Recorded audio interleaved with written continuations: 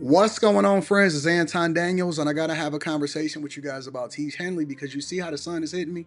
This is no finesse, no makeup, no filters, no none of that. This is 100% Tiege Hanley. I use it in the morning as soon as I get up, right after I pray and brush my teeth, jump in the shower, and I'm hitting the streets because you never get a second chance to make a first impression. So even though they're giving you 40% off your first order, 20% off for life, even though you may get a free gift, forget all that, right? Because we would do this even if it was full price because it's worth that much. I'm in the streets, I'm kicking it with people when I see Dusties everywhere. You don't want to be them. You want to separate yourself. And the way that you separate yourself is self care. Ladies get it for the fellas. Fellas don't wait for the ladies to get it for you. I'm about to hit the streets right now and I'm feeling confident. I'm feeling great. I mean, I already got confidence, but to have that extra boost of confidence, knowing that you've taken care of yourself and you set yourself apart from all of the rest of the sheep that's walking around making bad decisions on a daily basis. And it's reflected in their actions. It's reflected in the products that they use. It's reflected in the people that they follow. And so if you're trying to level up, if you're trying to make sure that you look good, they're going to send you the pack. They're going to give you all of the instructions on how you're supposed to use it. Then make sure you get your Tiege Hanley. Again, 40% off your first order, 20% off for life. Get your free gift. Make sure you tap in with your boy Anton Daniels because Unc is never going to lead you wrong. I would never have you use a product that I don't use myself. Again, they've been rocking with me for a long time. Make sure you get your Tiege Hanley. I love you. I appreciate you. I'm going to holler at you guys later.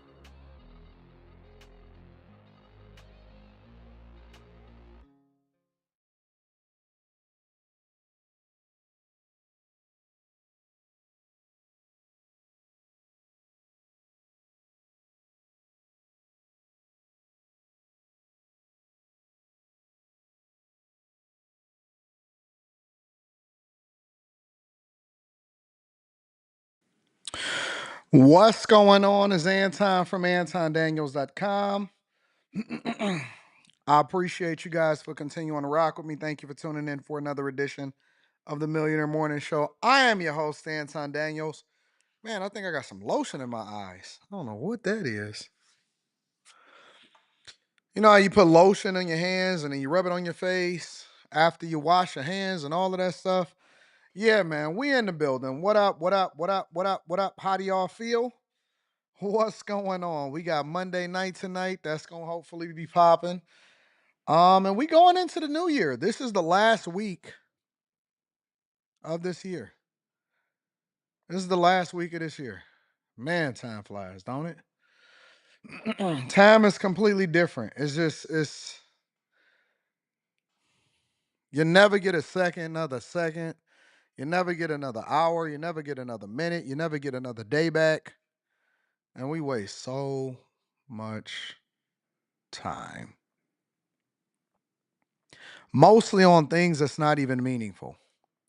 I have this life philosophy where I say I like to focus 98, 99% of my time on the things that I actually love and enjoy versus spending 1 to 2% of my time trying to fix situations or anything like that. I run 100% with my energy towards a thing that makes sense versus things that don't make sense. Does that make sense? Anyways, it is the final week of the year, the last Monday of 2024. I appreciate you too. Stay healthy. Azriel, what up? Slimmy in the building, Miami-Dade County Clerk of the Courts. What's going on? What's up, Astrid? 2025 on the way says self-made forever. April L is in the building. Tim Stepney, what up? What up? What up? What up to all of my friends and family? Make sure y'all hit a like for the algorithm. That's your reasonable service when you come. Just one day of the year. One day of the year. Hit a like for the algorithm. I know you lazy. I know you ain't trying to do it, but just one day of the year. You know what I'm saying? Before the year end, let's just go ahead and do the right thing. If this your first time here, don't worry about it. Just enjoy the show. If you've been here more than once, you should already be subscribed. And you should have your notifications on. Wednesday, first day of the year, we're going to do the budget video inside of the Patreon. That will be up today. All right, we're gonna do the live stream. So I'm gonna help y'all get y'all money together going into next year. Shout out to my dog ESDC. I appreciate you. Mike, that dude on Cash App. Also, thank you guys. Y'all always been holding me down all year long, especially Mike, that dude. Mike, that dude, quite possibly is one of the most consistent people I've ever met in my entire life. Let me also read a few of the super chats. We're going to get started with prayer, and then we're going to go ahead and rock out with the show. Solution Trucking Channel says, good morning, AD and the Bag Chasers. What up to all of my Patreon members? I appreciate you. Head Down, Bag Up TV says, good morning, Chasers. Let's get to it. Let's get to it. Well, guess what? Guess what? You guys are the greatest audience on earth, but more importantly, it's another opportunity to do great things if you woke up this morning, all right? So do not delay. Do not think that you are supposed to just let it rock. You guys are awesome. You are great. You will be great in 2025. And despite what the obstacles are that you're facing, you will be absolutely exceptional and excellent this year. You're going to be better this year than you were any other year. This is going to be the greatest year of your life. This is going to be the greatest year of your life. Let me say it one more time because I got to press it down in you. This is going to be the best year of your life. If you've made it this far, then that means that you're willing to you ready to run it up. You ready to run it up. Nobody is going to stop you. Nobody is going to prevent you. Nobody is going to stand in your way. It's nothing that they can do to stop you. You are your own worst enemy. So the only person that could stop you from being great is you. I don't care who it is that is a distraction in your life. Your baby mama, your girlfriend, your boyfriend, your husband, your wife, your friends, your family, yourself. Nothing and nobody is going to stop you this upcoming year for being the best version of yourself. But it takes every single day. Every day you got to get it. Every day you got to grind. You cannot miss under any circumstances. I don't care what happens. I don't care what happens. I had to go and visit somebody in the hospital yesterday. And I had my laptop with me. And they said, Anton, what you doing? I said, I got to make sure that things is prepared. I got stuff to do. I got to turn in a laptop tomorrow.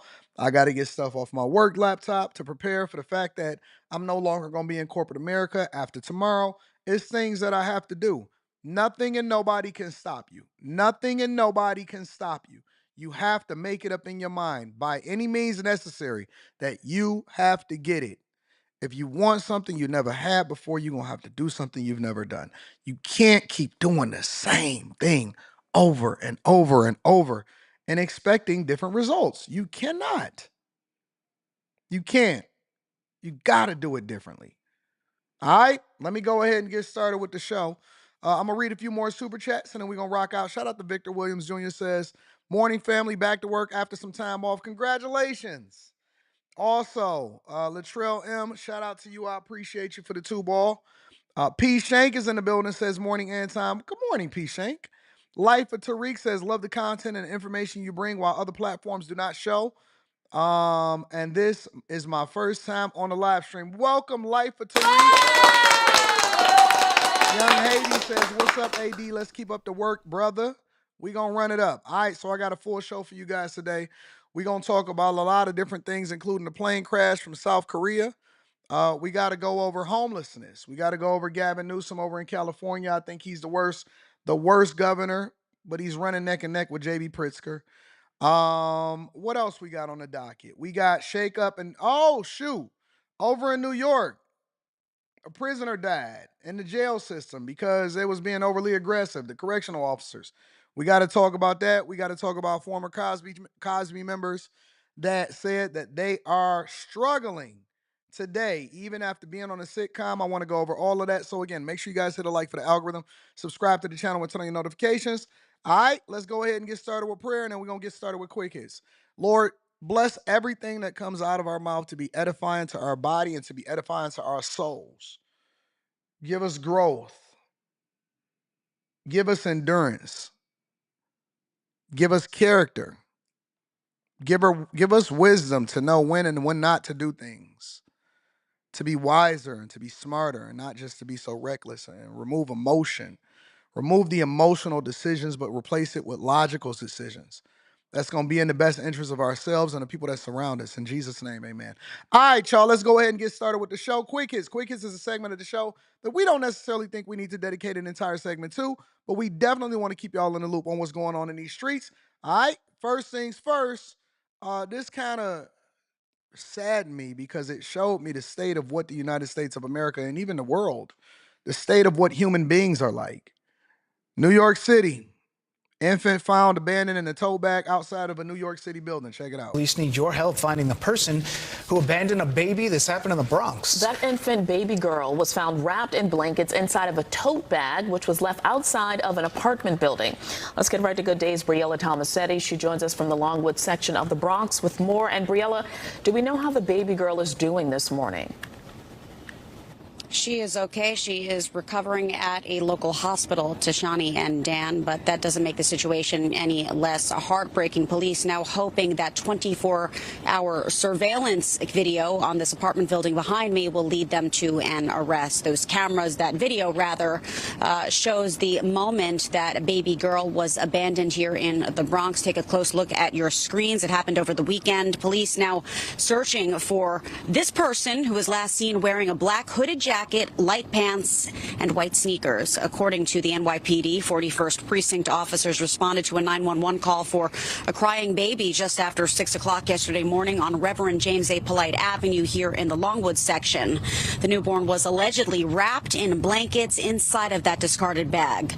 Cops rushed her to Jacoby Medical Center in stable condition, where she remains in the care of hospital staff. Neighbors, though, this morning are in complete disbelief. The man who lives in the apartment feet away from where the baby was found says he was at the mosque early in the morning when his neighbor called to alert him about the shocking discovery. He said, I was passing, I heard a baby crying at your door. I told him, well, call 911. And then 10 minutes after I came, I saw the baby. He was wrapped in blankets, put in a shopping bag. And then I called 911. It was cold. I took the baby inside. I can't get it through my head how somebody gonna do that. Hearing that this is even a thing is very disturbing for this neighborhood. When you guys decide that y'all want to have kids, okay? Because a lot of times people just make the decision to have a child without even thinking twice about it. This is a lifetime decision. The person that you decide to have children with, you will be tied to them for the rest of your life. Please do not make your children pay for the decisions that you make badly. This is not a decision to be taken lightly. I know a lot of y'all just want to have another baby mama, or you just want somebody that look like you.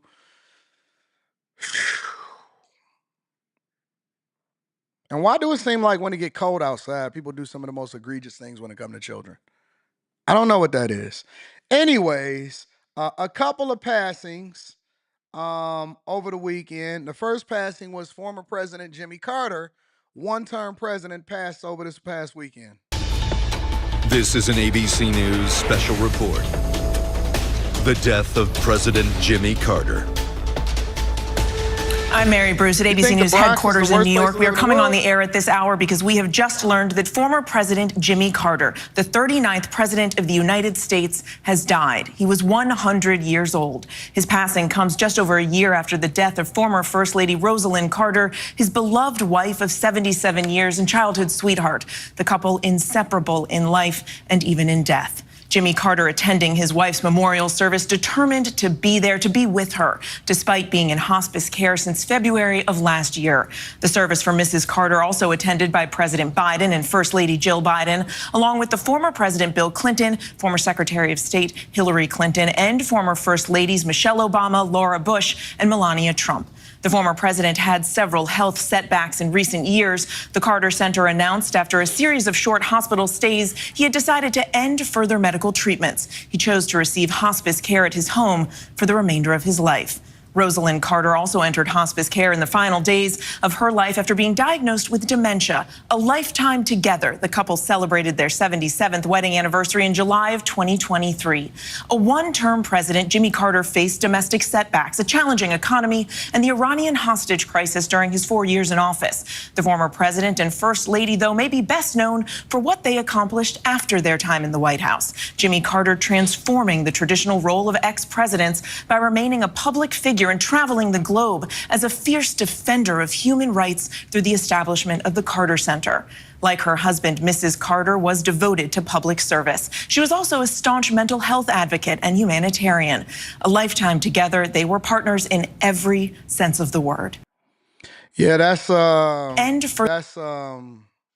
good life. That's a full life. Isn't it crazy how it's rare for people to actually live a full, good life? Like, you might even get one or the other, but a lot of times you don't usually get both. You don't usually get people that live to be 100 years old, especially today. You have a less of a chance. You have a greater chance dying before your 21st birthday, especially if you're born in certain areas, than you do of living 100 years old and good and being able to pass away. That's a relatively good life. Like, that's not nothing to mourn. That's not nothing to get sad about. That's not any of that. That's honestly, that's a celebration. We spend more time focusing on how you gonna die. I remember they had a series called something 100 Ways to Die, something like that. We spend more time focused on how you gonna pass away than we do on celebrating and enjoying life. If you can get past At this point, if you can get past 75 without having cancer or having a limb cut off or getting into an accident where they maim you, you ain't had no Parkinson's or nothing like that, man. You winning. Bruce Willis out here shaking. All of these actors is going broke and they got to go back to work. People complaining about having to return to work and all of this stuff, man. Listen, it's tough out here. Also, Greg Gumbel passed away, and he was 78. I think that that's a pretty full life. Some sad news to report. Legendary broadcaster Greg Gumbel, a widely respected and groundbreaking voice for the past 3 decades on CBS Sports, has died after a battle with cancer. Gumbel is most well known for covering the NFL and college basketball. Along with Phil Simms, he formed CBS's lead NFL announcing team for 6 seasons and called 2 Super Bowls. In 2001, he became the first African American to do play-by-play for a major sports championship in the United States when he called Super Bowl 35 for CBS. For more than 25 years, he was a staple for college basketball on CBS as a studio host, most notably from Selection Sunday all the way through the Final Four. His historic career of over 50 years brought him to other audiences. He worked both Summer and Winter Olympics, the World Figure Skating Championships, and he once had play-by-play duties in New York for the Knicks and also the Yankees. The family put out a statement on Friday, which reads in part, "It is with profound sadness that we share the passing of our beloved husband and father, Greg Gumbel. He passed away peacefully, surrounded by much love after a courageous battle with cancer. Greg approached his illness like one would expect he would, with stoicism, grace, and positivity." David Burson, president and CEO of CBS Sports, also put out a statement. The CBS Sports family is devastated by the passing of Greg Gumbel. There has never been a finer gentleman in all of television. He was beloved and respected by those of us who had the honor to call him a friend and colleague. It is an extremely sad day for all of us at CBS Sports and the entire sports community. We will miss Greg dearly and send our deepest condolences to his wife Marcy, daughter Michelle, and his entire family. Is 78 years old? Is that a life well lived? I know succumbing to cancer is not necessarily an ideal thing. That's almost become normalized. And then people are actually voting against. They was trying to say that they didn't want RFK Jr. to pay attention to what was going on in our FDA. When you go outside of the country, I think that this was probably more prevalent inside of Japan than anywhere else.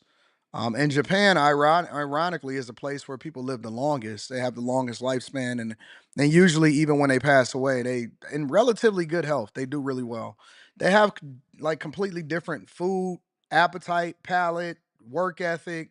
They don't believe in retire. They believe in being active and making money and being a contributor into their society and their communities their entire life. It's funny how different it is here than it is everywhere else.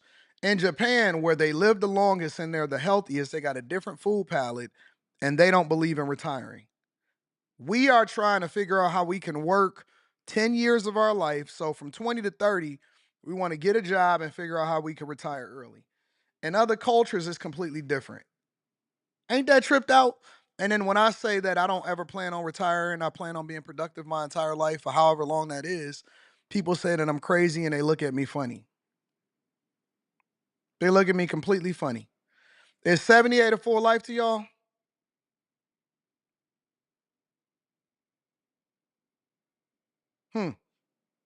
Anyways, ladies and gentlemen, that's your quick hits, all right? So just wanted to give some acknowledgement to some of the legends that came before us and bring y'all the news on that front. Let me read some of these super chats, and then we're going to continue on with the show. Shout out to Jerry, my girl, my favorite girl, says there are safe haven laws in every state. There's absolutely no excuse for this. God bless this baby. It's crazy, man. Shin C, shout out to you. Salute to you. Troy Perrin says, thank you for what you do because of people like you, the people have taken back to the media. Aw, that's pretty dope. I appreciate you. Chase Barnes says, happy Monday, AD and the peeps. I have an interview today to close out the year. Did you watch the Interview Like a King video on side of the Patreon? You need to look at that. I'm going to claim it, a new position for the new year. Thank you for all you do. Thanks, Chasers, as well. Shout out to my dog, Chase Barnes. Right, you gonna get that if that's what's best for you. Majestic James says, Time Dog, is it any way I can get into priority coaching calls when you open it up? I'm a bag chaser of 3 years and I want to work with you. When I open back up coaching, the people that get priority is the people that were reoccurring calls. All right, because you a chaser, obviously I'll take that into consideration. And I look at it on a case-by-case basis. So, but the people that I always want to reach back out to the people that were on a reoccurring call because they were dedicated to it, and then I figure it out from there. So if you are a chaser, obviously I take that into consideration. Saucy says, my neighbor just passed at 94 years old. That sounds like a life well lived. That sounds like a life well lived. Make sure y'all hit a like up for the algorithm, subscribe to the channel and turn on your notifications. And let's get to it. All right, so the first thing that I want to address and the first thing that I want to bring forth is this plane crash that happened over the weekend. All right, South Korea, plane crash, and the people died. They say it's 2 people that survived. 149, I believe, people passed away.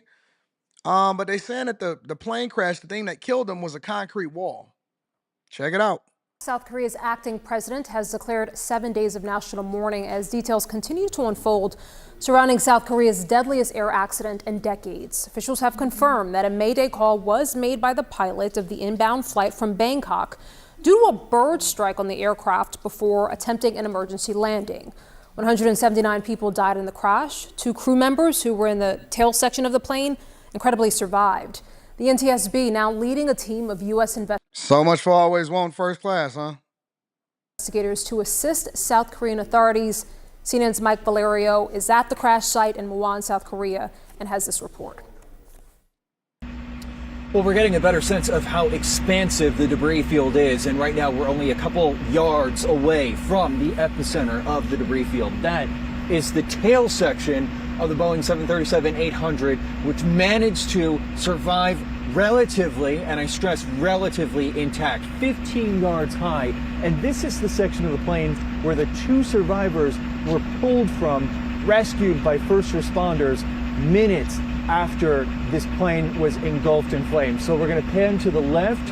That's where you can see this massive yellow crane that will be charged with moving pieces of the wreckage. Then we're going to pan down, and you can see parts of the aircraft that were hurled, jettisoned beyond the cinder block perimeter of the airport. And this is what investigators from South Korea, the NTSB from the United States, will be poring over, scouring over as they investigate certainly what went wrong and were there any mechanical issues that contributed to the landing gear not deploying. But, you know, I think we got a better sense during the day as we pan further to my right, just showing you that some of this debris was hurled from the aircraft a distance longer than a football field. Just to give you the sense of the force of this crash, during the daylight hours, we saw tray tables, yellow inflatable vests, seats that were mangled, and members of the military that were combing this area that we're looking at after sunset,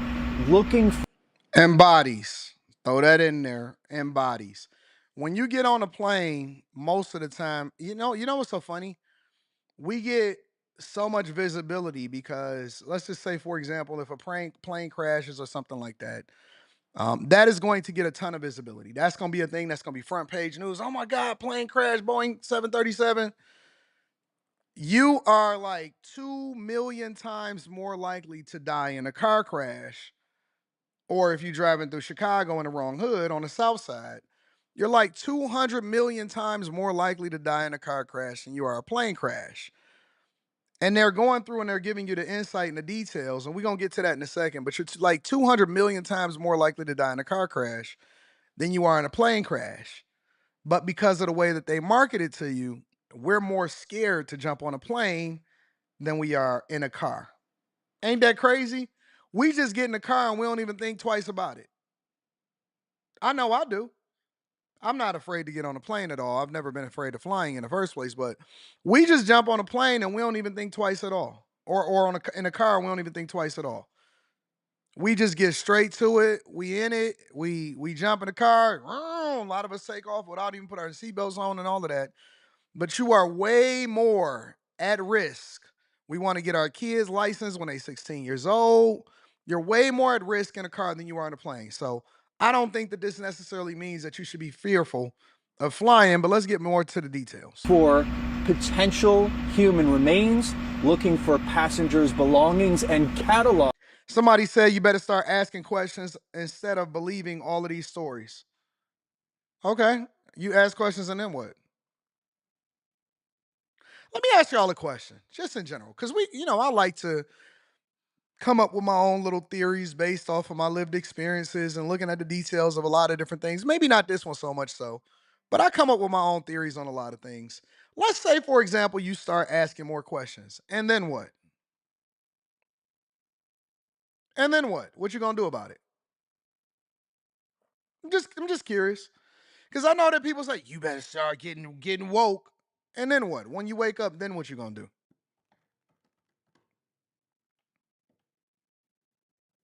And then what? What adjustments do you make? Because I often say that life is 10% of what happens to you, 90% of how you react to it. So then what course of action does that then determine that you're going to do? Once you find, let's say that your conspiracy theory, which you will never truly have the proof to justify whatever it is that you believe, but let's say, for example, your conspiracy theory is proved to be true. And then what? How does your life change? Okay, so you get to the truth, Gilly, and then what? It reminds me of when people say, I want you to acknowledge that racism existed and that black people were oppressed. And I'm like, okay, I acknowledge it. And then what?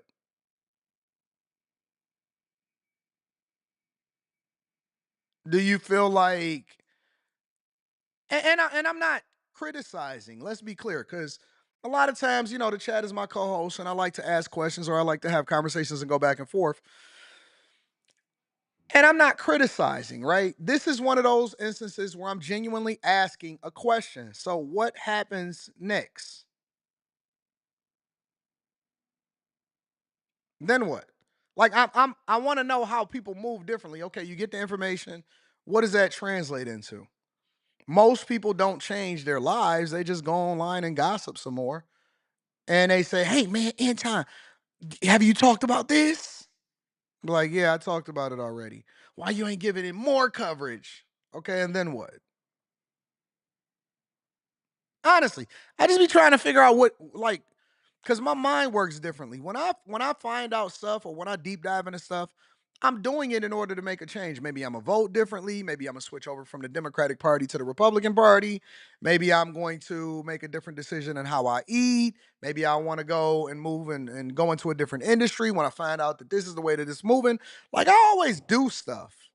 And it may not be big stuff to you, but it may be bigger stuff for me. But I'm always trying to figure out, like, do y'all decide that y'all gonna vote once y'all learn more information, or do you decide that you're not gonna vote even more than you wasn't gonna vote because you was never voting in the first place? Like, what happens when you do that? Because even the biggest conspiracy theorists, honestly, are people that don't participate in the legislative process. They don't participate in the political process. They just be talking. Y'all better wake up. Like, all right, my eyes is open, now what? I don't know. Certain elements of the aircraft, certain pieces of the aircraft. We are waiting for the NTSB team to get on the scene to begin their work. That is the next part of this equation when it comes to the investigation, figuring out what went wrong. and we do know that one of the black box components has been damaged, and it's questionable, an open question rather, whether or not it will have to be sent to the United States for examination. Mike Valerio, Somebody CNN. said, I'm gonna get back to this plane crash in a minute. Somebody said the next step is to prepare yourself for what is to come. Like what? How you gonna prepare yourself? You know, I was thinking about it last night, and this is the honest to God truth on my father's grave. I was thinking to myself, man, what would I do if it was like a zombie apocalypse?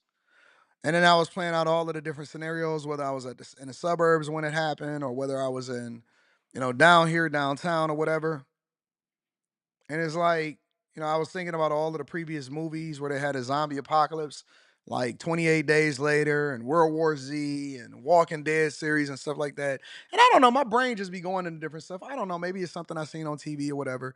I know it was a new movie called 28 Years Later that's about to come out or something like that. And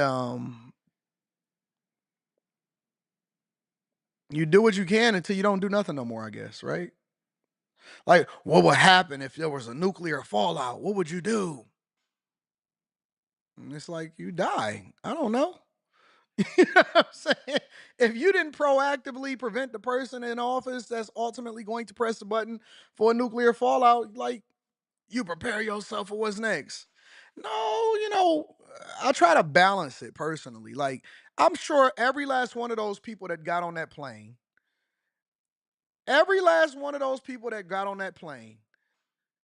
didn't know that their time was going to be up.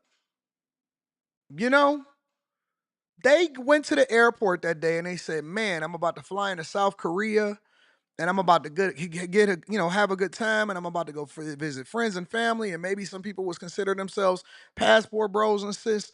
None of them knew. Ignorance is kind of a blessing to an extent because none of them knew what was going to happen. If you were able to predict what was going to happen in the future, if you knew what your last day on earth was going to be, how would you live it differently? Because we're supposed to be living our lives, and this is why I leave it all out on the flow. We're supposed to be living our lives as though every day is our last because we don't know what is going to happen. We take life for granted a lot of times, right? And so for me, I just leave it on the flow every day. I leave it on the flow every day. Seriously, no matter what I do, I'm going to leave it on the floor. If me and you in the bed together and we busting it open, I'm going to leave it on the floor. If I'm at a party and all of y'all have all met me at a meetup, I'll leave it on the floor. I'm there till I'm not, but when I'm there, I'm leaving it on the floor. With every performance, with every live stream, with everything that I do in corporate America, whatever it is that I do, I leave it on the floor every single day. I leave nothing to chance. I live every day like it's my last. Every day. So if you knew, because I think that a lot of people got it mixed up. Y'all act like y'all want to be woke, but y'all really don't. Because if you had the information, if you knew what your very last day on this earth was going to be, how would you live your life differently today? And why aren't you? If you knew what your very last day on this earth was going to be, how would you live your life differently? And why don't you? Why don't you live like that now under the assumption that you don't know when your last day is going to be? All of us think for some reason that we're going to be 80 and 90. No, we not. No, we not. Not all of us. We keep talking about what's going to happen in the future. Your last day could be 3 weeks from now. We don't know.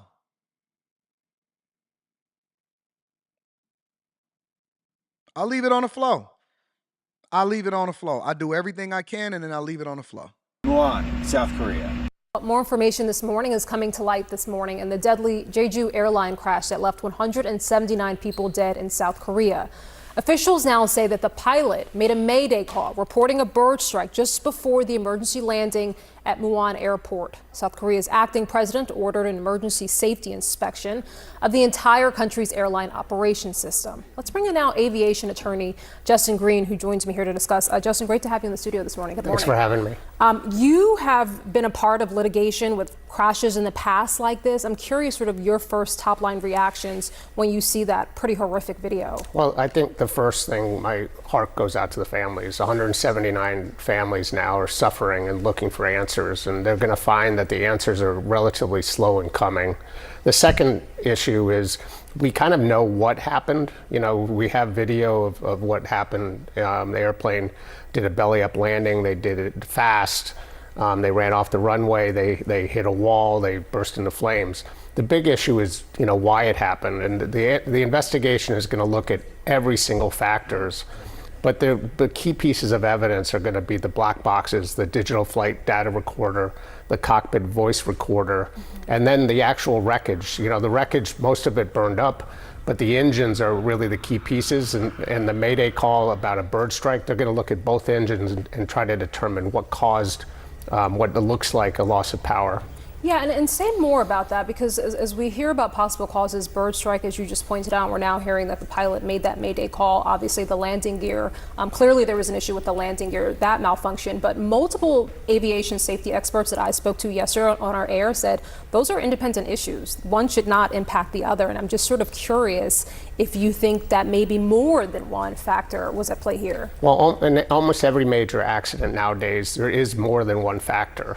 A single point failure is not supposed to happen. Aviation safety is based on redundancy. So they have two engines, they have multiple hydraulic systems, they have backup systems. So in here you have a confluence of factors that most likely caused it, which may include problems. You know, the bird strike seems to be the initiating factor.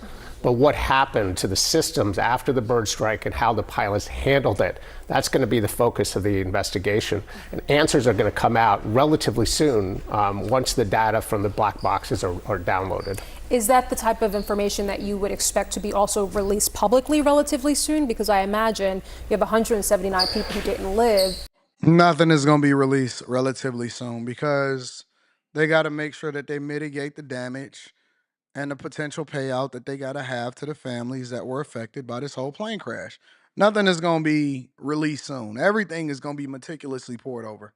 There is a chance that there could be litigation following this. Yeah, there almost certainly will be litigation. The airline, under the international law, owes a responsibility to the family to compensate them for their losses. But the focus really has to be on aviation safety. And one of the reasons that they want to let out information early on is to let the whole aviation community kind of know what's happening. So if this is a bird strike incident, every other operator, at least probably of any airplane, but certainly of the next gen 737, is going to want to know what the data is. So when the NTSB investigates, and this accident is going to be investigated by the South Koreans. But when the NTSB investigates an accident, they'll release a preliminary report pretty soon after the accident to give the basic facts. And I expect that we will soon learn basic facts about this accident. How much does it differ in this plane crash compared to some of the others, including some that you have been associated with? How different is it that we have the black box recorders, that we have two survivors, two crew members who perhaps have an even more sophisticated understanding? And those crew members are going to be deposed before they ever able to tell their story to the regular media. Of what was happening just before this crash. How rare is that? It's not rare. Okay. Remember Malaysia 370? They lost the airplane, so they never got the black boxes. So we all speculate and we have pretty informed ideas of what happened there, but we don't know what happened. They never got the black boxes. Get the heck out of here. Because the black boxes were not available. Almost every accident, even if it crashes into the ocean, they'll eventually find the black boxes, bring them up and download them. So it's not rare. We have plenty of evidence. We have video evidence. We got air traffic control, communications, we're going to have the black boxes. This is not going to be a mystery for long. And then just talk to me, I mean, having worked with the victims of those who have perished in plane crashes before, I mean, what that process is like now for all of those families. It's really, really horrible. Yeah, we all know that it's horrible. I don't believe that they wasn't able to find the black boxes for that Malaysia crash at all. A lot of people are saying they avoiding 737s and Boeings. 737 and the Boeings didn't have anything to do so far from what I've been reading and researching for this crash over in South Korea. It had nothing to do with the plane itself. They're saying that the bird hitting the plane or whatever it is a completely separate issue from what happened on the runway, because the way that the people died had nothing to do with the plane plummeting and falling to the ground.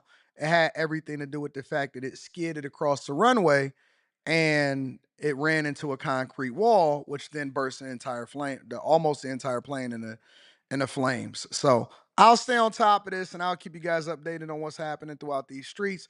Let me go ahead and continue on with the show. I'm gonna read a few super chats and then we're gonna continue on.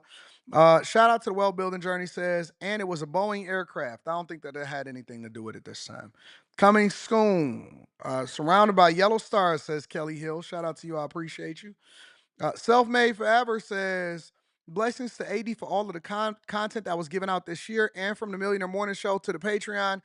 I pray he adds a movie channel soon, breaking down budgets, actors, ratings. 2025 is on the way. Is that what y'all want?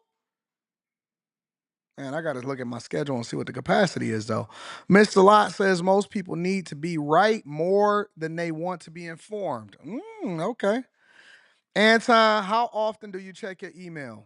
Daily. I actually got people that check my email for me. We get hundreds of emails every single day. Mick DeFrost says, AD, did you pray that away? That dusty spirit today?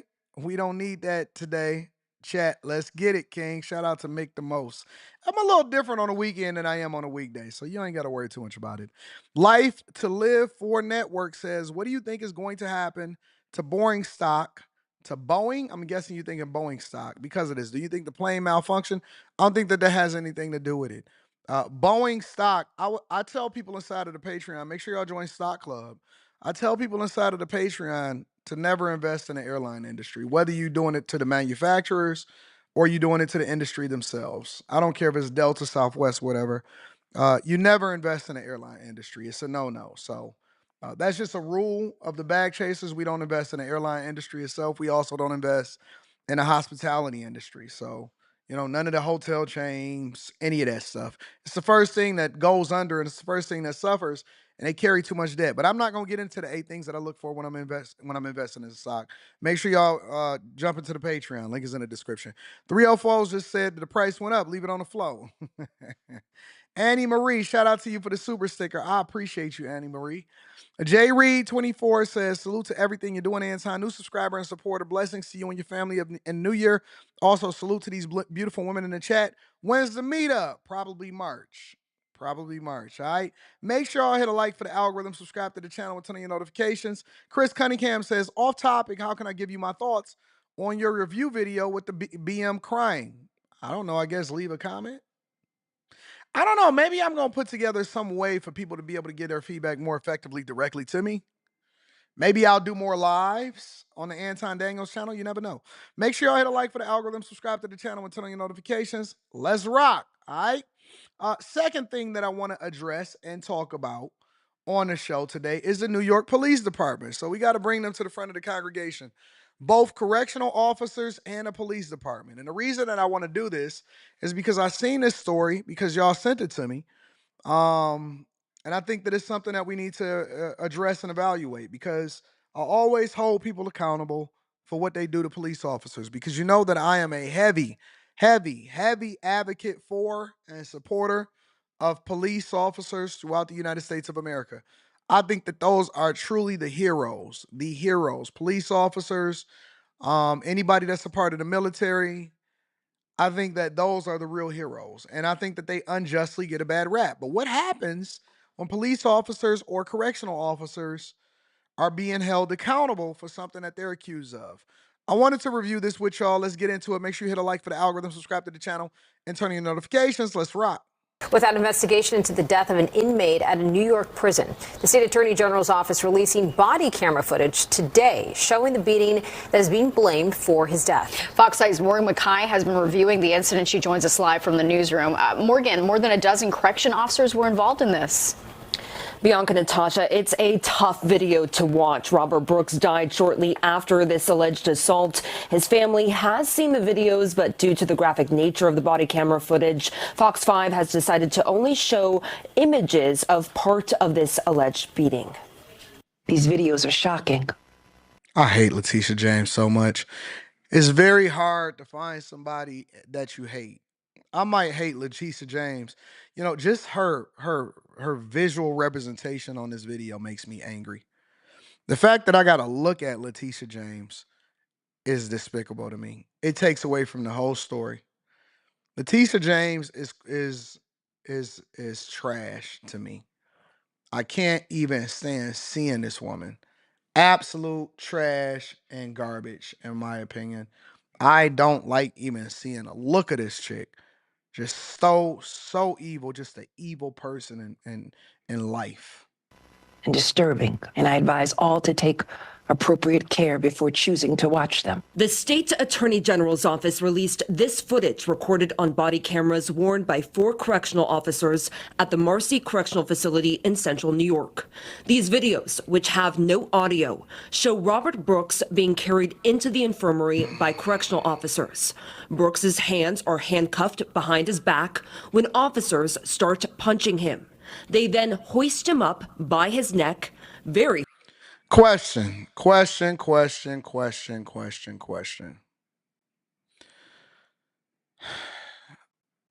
all of the body cam footage that's available now, why would you do this? Let's remove how bad of a human being you are out of the equation. All right. Let's just say, hey, man, we're going to be smart about our crime because crime happens everywhere. And as long as you have humans involved, there will be, some bad actors. All right. And I think that the bad actors need to be held accountable. But hear me out. When I see cameras or when I know that cameras are around, I instantly get a little bit more mindful, even if we're not doing nothing, even if nothing is happening bad, right? When I see people pull out a camera, I just tense up a little bit more. You know what I'm saying? And I could just be chilling or whatever, but the minute that I start seeing people do like this, I was over my mother's house for Christmas, on Christmas Day. And my mother had some of her friends over, and they didn't know. You know what I'm saying? Because I'm assuming that they didn't know who I was. It was, older women and the couples and stuff like that. And she was like, hey, say hey, y'all. And she started showing, doing like this. Say hey, y'all, and stuff like that. And me, I was like, because I don't know who you are. I don't know where this is going to. I don't know if it's going to Facebook. Usually older people, they like to use Facebook. They not posting it to X. They starting to get a little bit more intuitive when it comes to TikTok. But the minute that I start to see cameras, I just naturally be like, I just went ahead and start going to sleep. And so when you see this, you telling me not one person, knowing that the cameras, the body cam footage was happening, not one person, not one,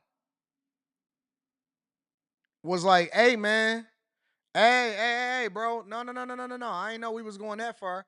I ain't know that we was doing it that way. Hey, we got to chill out, bro. Not one person, not one strong person, strong-minded person said, hey, bro, I don't think that, hey, man, chill out, bro. Wait, you ain't even got to make a big deal about it. Not a big, hey, hold on, man. You know they throwing out charges for that, right? Now, one person. Never in my life have I ever been afraid to stand up for myself and say, hey, man, this ain't for me, bro. I'm out. I have always been Cuba Gooding Jr. riding down the street with Doughboy. Hey, Doe, let me out the car, man. Even if I was in my room punching right before that. Even if I was in my room punching in air because Nia Long wouldn't give me no box. Some people are the Doughboys of the world. Other people are the Rickies. You know what I'm saying? I've always been Cuba Gooding Jr. Hey, Doe, let me out the car, bro. Hey, Doe, stop the car. Hey, man, but see, I'm a little bit different than the movies. Hey, man, I said stop the car, bro. If you don't stop the car, I'm going to jump out. No, I will jump out the car, bro, while it's moving. Like, don't try to force me to do something I don't want to do. I've always been the person that was like, hey, man, look, I thought that this made sense. It seemed like we going down the wrong street. I think I just got a sign from God. Let me out the car, though.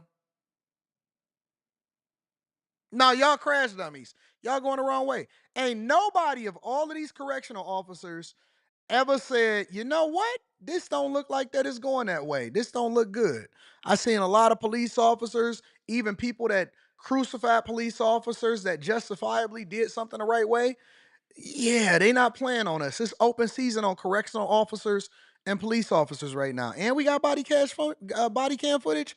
I don't want that problem, bro. I don't want that problem. I'm gonna go ahead and absolve myself and I'm getting out of here. I don't want to be on camera with y'all. I don't want to chill with y'all. I'm out. I'm out. I know they about to repossess my car. I'm gonna quit my job. I don't want this job no more.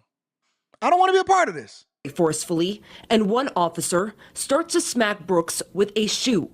One officer then used his booted foot to kick and pin down Brooks. Another officer punched Brooks in his upper body, and one of the officers again punched Brooks while handcuffed. At one point, Brooks... A lot of y'all ain't watch Boys in the Hood. Go watch Boys in the Hood. Hey, dog, let me out the car.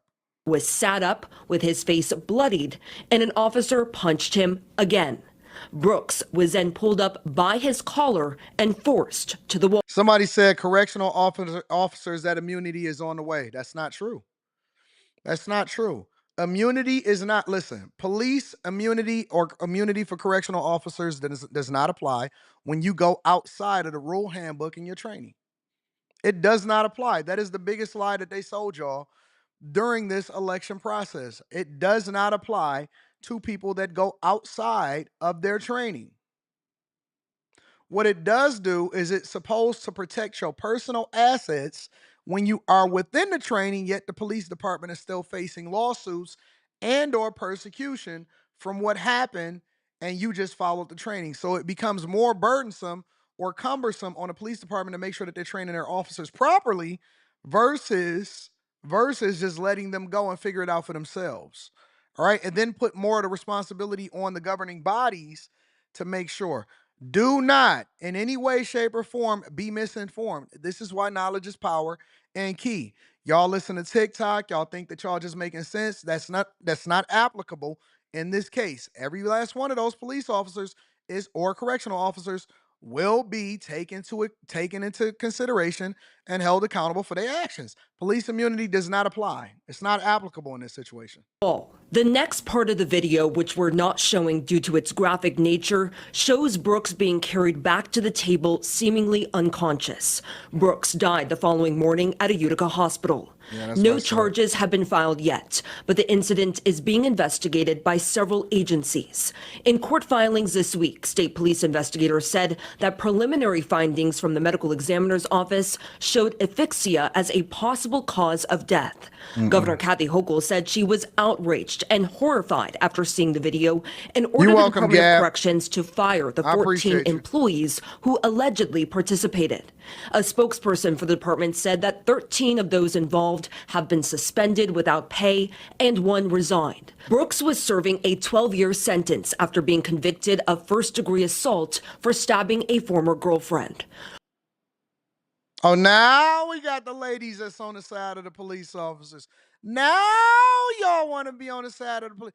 I can't believe that he had stabbed a former girlfriend. The police officers was right to deal with him the way that they deal with him. Okay, all right. Now we got another wrinkle in the case because most people were just reacting to the police officers or correctional officers and how they dealt with it. But y'all like vigilante justice as long as they don't have a uniform on, though, right? Everything changed, didn't it? Oh, no, he deserved what he got. Huh? Oh, everything changed. Now you support correctional officers, right? Now you support correctional officers. He was serving 12 years. He tried to kill that girl. Now he deserved everything he got. Now you want to support correctional officers. Okay. All right. Because see, it's cool when they don't have a badge on. When somebody do something to children and then it's vigilante justice that's implemented against them from another inmate, they say, hey man, don't press no charges on that inmate. That guy deserved what he got. Does the charges change the dynamics of the case? Reverend Al Sharpton commended Hochul's swift action, but the incident sparked outrage among many elected officials and criminal justice advocates. It's shocking. It shouldn't be, but it's just the manner the way in which they did not care. They did exactly what they wanted to do without a care in the world. Now, the New York State Correctional Officers and Police Benevolent Association, the union which represents most of those allegedly in the video, says they do not condone the actions taken in the footage, but will be upholding its obligation to represent its. Nah, you can't do that to people. If you swore an oath and you got to uphold the rule of the law, you can't take that into your own hands and do what you want to do. So I'm on the side of the justice system. You can't do that. You shouldn't be doing that. You can't kill somebody while they're in your custody. But I do want to hear more of the details. I want to know what he did. I want to know why they had dragged him out there in the first place. You never know. He could have do some doo-doo on a police officer or a correctional officer, right? He could have slapped somebody in the face. I don't know. He could have tried to kill one. And so that's the way that they decided to handle it. I don't think that they held themselves together and they handled it correctly up to this point. But I reserve the right to change my mind once more information comes out. But on top of that, the New York Police Commissioner is releasing a lot of people within the department now that the New York Police Chief has come under fire for being accused in the whole overtime situation. So check this out real quick. Fox 5 is learning that Police Commissioner Jessica Tisch is continuing to make staffing changes within the NYPD. This comes just 1 week since former NYPD Chief of Department Geoffrey Madry resigned amid sexual misconduct allegations. Fox 5's Jessica Formoso joins us live from police headquarters in Lower Manhattan with more on all the changes. Jessica. And Richard, these changes are not a shock to many. As expected, Commissioner Jessica Tisch is Why you cleaning hollering when I house. She say has doo-doo, ousted Tia? NYPD bosses. We're talking about the chief and now deputy chief. Hey man, shout out to the police, the reporters and the responders over there in New York. They got a nice little lineup of skinny minis, fun-sized girls over there in New York that's reporting the news. Shout out to y'all. I know y'all ain't heard me say that in a while. I'm paying attention.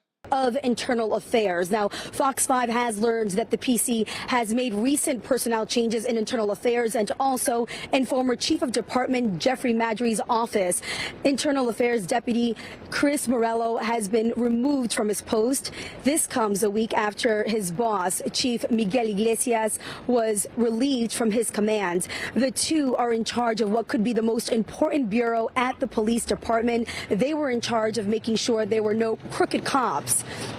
Now, the New York Post reporting 6 members of Madry's office, 5 detectives and 1 police officer were sent to walk the beat in public housing. This all comes following the sexual misconduct allegations surrounding the former chief of department, Geoffrey Madry. His subordinate, Lieutenant Quatisha Epps, filed a complaint against the city last week, claiming she did unwanted sexual favors for Madry in exchange for overtime. Madry says their relationship was consensual and that he had no authority over approving any overtime. Epps, who had held an administrative post in Madry's office, was the NYPD's top earner in 2024. Records show she made more than $400,000 in overtime. Half of it was overtime pay. Now, once these allegations came to light, Madry resigned. Now, today we spoke to retired NYPD detective Michael Alcazar about what these moves by the commissioner mean for the department. I think Jessica Tisch is sending the right message. I've seen it in my Facebook group, my retired Facebook group. A lot of a lot of retired police officers too, are supporting what Jessica Tisch is doing because they feel like, again, Madry Caban have gotten away with a lot of things, and they feel like she's actually the real deal police commissioner. She's cleaning up house. She's going to put her people that she trusts, that she feels will do the job the right way. So they're trying to clean up the police department and the correctional department over in New York City. I will keep you guys in the loop on what's going on. Let me go ahead and read some of these super chats, and then we're going to move on to the next part of the show. I want to bring Gavin Newsom, the governor of California, to the front of the congregation because he's recently had a press conference. J-Dub says, planes can operate on one engine for an extended period. It seems like a hydraulic failure without landing gear. I would also focus on crew resource management. Alpha Eskimo says, good morning, chasers. Peace and Pan-Africanism. Peace and Pan-Africanism. Why is the lady trash? Says Life of Tariq. Why is what lady trash? What lady are you talking about in particular? Why is the lady trash? I don't remember what you was referring to. I like fried rice. G says, "What's the backstory with Latrice?" Oh, Letitia James. By the way, happy Monday, bag chasers. Letitia James is the person that filed all of those false charges to try to bring Trump down. Letitia James ran on a platform that basically was surrounded by the idea that she would try to bring Trump down. Letitia James is the person that remains evil, steadfast, and said that they was preparing New York City for Trump's inauguration or for Trump to get in office, and that they're taking every possible step to try to prevent him from being able to do some of the things that he said that he's going to do. Letitia James is one of the most spiteful, evil, ugly people that I've seen in a video or a press conference that has the power that she has, but she's able to do it because she's in a liberal city. So that's why I don't like Letitia James. Qbert says, "Hey AD, longtime listener, heard your podcast while driving. It felt like you were talking to me. Had to ghost her. Thanks, brother. You are get rid of him. Let him go. Let him go. We gonna get to that, Qbert. Shout out to you." Antonio Watkins says, "Being a reformed felon, I know some guys that did not make it out of prison because of correction officers. This is normal practice. Cameras save a lot of lives in the state of Florida." Shout out to my dog, Antonio Watkins. Roy says, "Hey, Anton, when lowering expenses and becoming a minimalist, would you suggest doing a voluntary repossession?" Well, it depends on the details. How long do you have left? Are you upside down in the loan payment? If you're not upside down, then you don't have to do a repossession. You could just sell the vehicle. You see what I'm saying? So, but if you so far in and behind, I think that a voluntary repossession should be one of the last resorts. I believe people should just pay their stuff off and just get to the bag. If you can't afford it, then that could be something completely different. But um, I'm not one to tell people to focus so much on credit, but you do know that if you do a voluntary repossession, that will remain on your credit for the next 7 years at least, right? And if you can deal with that, if you can handle that, if you're willing to forego that, then that's one thing. If you can make more money and then get from out of it by paying off your debts and then just driving a car for as long as possible because now you own the vehicle and you eliminated all of the interest, then that's a completely different thing. But there's so many other factors. Did you roll another payment or, another car payment into it? All of that stuff matters. Great question. Shout out to Roy. I appreciate you. What in the World TV says they're going to create a statue for him too. Shout out to you. Life of Tariq says 3K, hit the like button. Shout out to you. Make the most. Jessica said, "You fired, leave it on the flow." Antonio Watkins says, "I've seen officers mad at an inmate because the inmate busting down the nurse. That was the officer was trying to get." Well, here's my question, Antonio. Why is the inmate busting down the nurse? You see what I'm saying? You see how, and I'm not saying that the officer is right at all. But why are we in a position where the officer is busting? I don't know, man. This is crazy. J Dub says the key to generational wealth is being the president of Ukraine. Y'all wild. Y'all some wild people. Hit a like for the algorithm, subscribe to the channel, and turn on your notifications. Again, remember that the Q show is tonight. I don't know what we're going to talk about, but we're going to see. We're going to see. Let's move over in the show because I want to bring Gavin Newsom to the front of the congregation. So Gavin Newsom, in light of being defeated with Prop 36 meaning that we can start holding people more accountable. We seen that last week with the young women that were shoplifting and now they catching felonies. All right, with the evolution of Prop 36 and the suffering of the people in California under Gavin Newsom. Gavin Newsom held a press conference trying to clean up his image and start a narrative behind the idea that he's going to start cracking down on crime, homelessness, and the things that are happening the worst in California. I wonder why they're waiting all the way until the end of his term to do so. Make sure y'all hit a like for the algorithm, subscribe to the channel, and turn on your notifications. Let's rock. The CHP will be sticking around to help fight crime in the town for at least a little bit longer. The governor announced the extension today, but also tacked on a warning to the Oakland Police Commission. NBC Bay Area's Valina Jones was there for the announcement and conversely, Over in California, it seems like they always go with older Asian women as their news crew. In New York, they may not have a good police department. They may have some problems over there on the subways.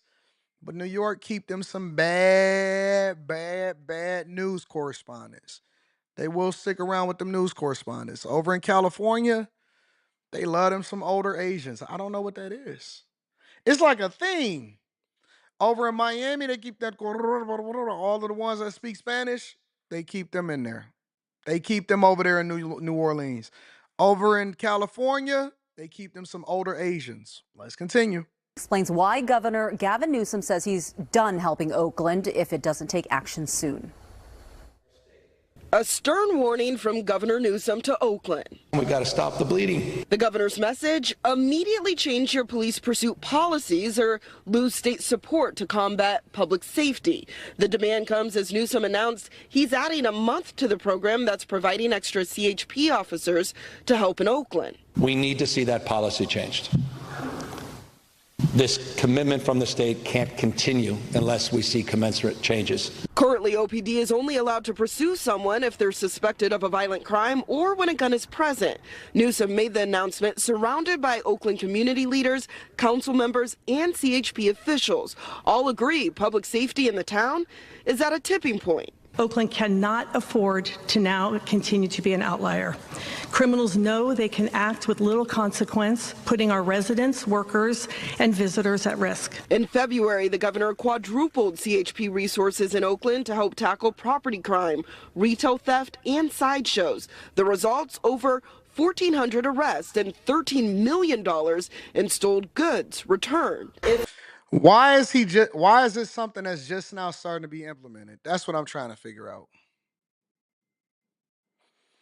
Gavin Newsom, as highlighted by Proposition 47, has always been on the side of the criminal. He's never been on the side of the city. He's never been on the side of the residents. He's never been on the side of the people. Why is he just now starting to say, hey, y'all need to change legislation? Listen, just a few weeks ago, just over a month ago, he was lamenting at the fact that they upended Proposition 47 with 36 to hold criminals accountable. And now he's saying, hey, they should be able to pursue the criminals? What? What is up with all of these politicians switching up in this about face? Why are politicians now getting a lot more, shall I say, tough on crime?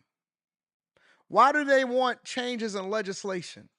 Why are they just now, within the last couple of months since Shane Tao was under fire, started to put more police officers or California highway patrolmen or state police officers on the streets of Oakland when Oakland has been in shambles for years?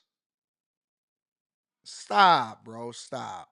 There is not urgency taken. What is your concern about the impacts that Oakland will see after we've had this huge reduction in crime? What the voters did, I hope, gives everybody a little bit of backbone as well, to recognize the public's behind them if they pursue change.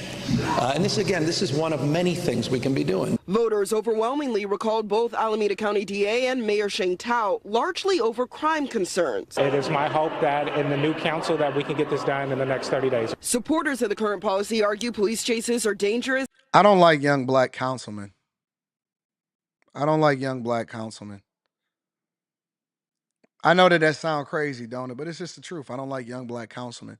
They're too eager to try to climb the ranks instead of actually having the best interests of the people. That's how you get a Trayon White over there in wherever he is, in DC. That's how you get a Trayon White.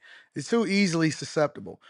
Listen, young black men, it shouldn't be young black men. It should be middle-aged to older men that already are successful and have nothing to lose, and have already made their bones. I don't think that young people have, if you're under the age of 37, I don't think that you've lived enough life to be able to have these type of conversations, unless you're an anomaly.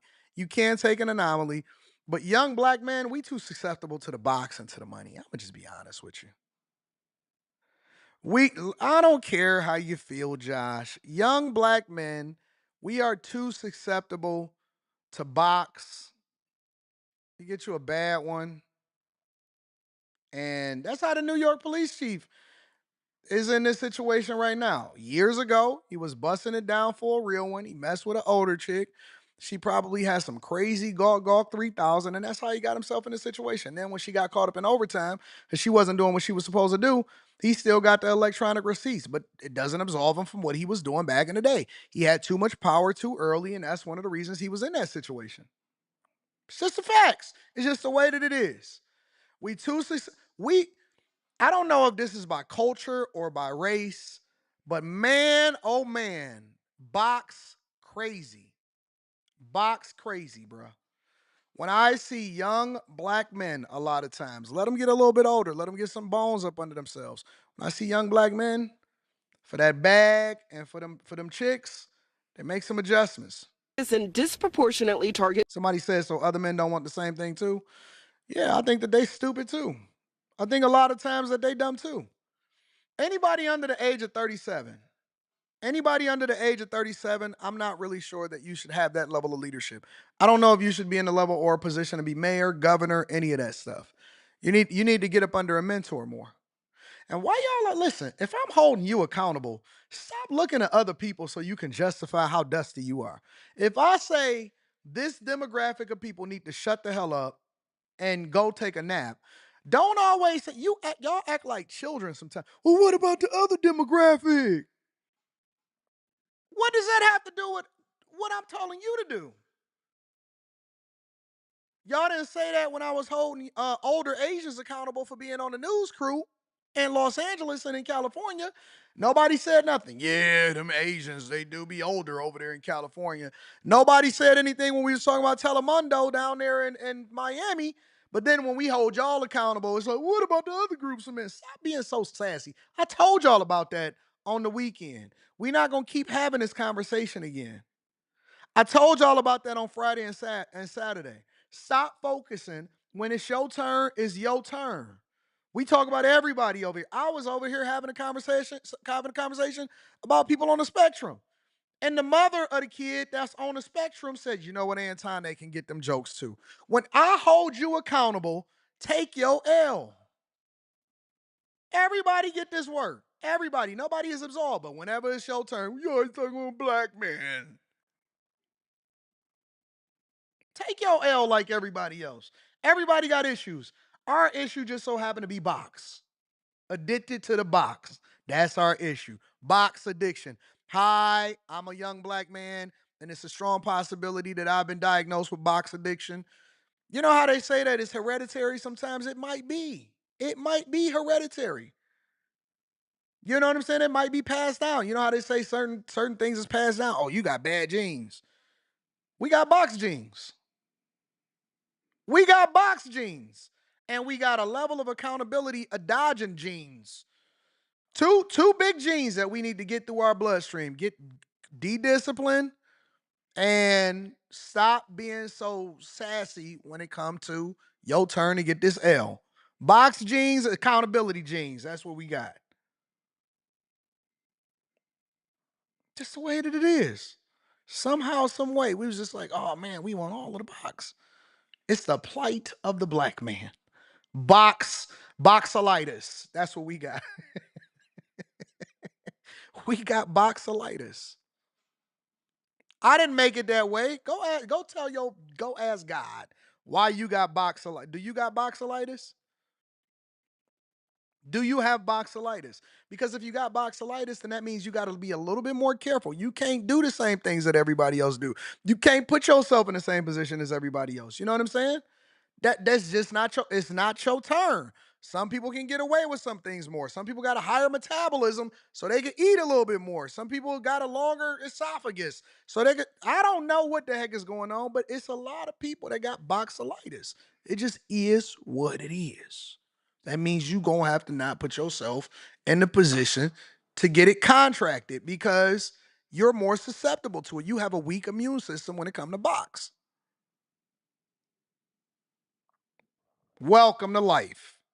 People of color.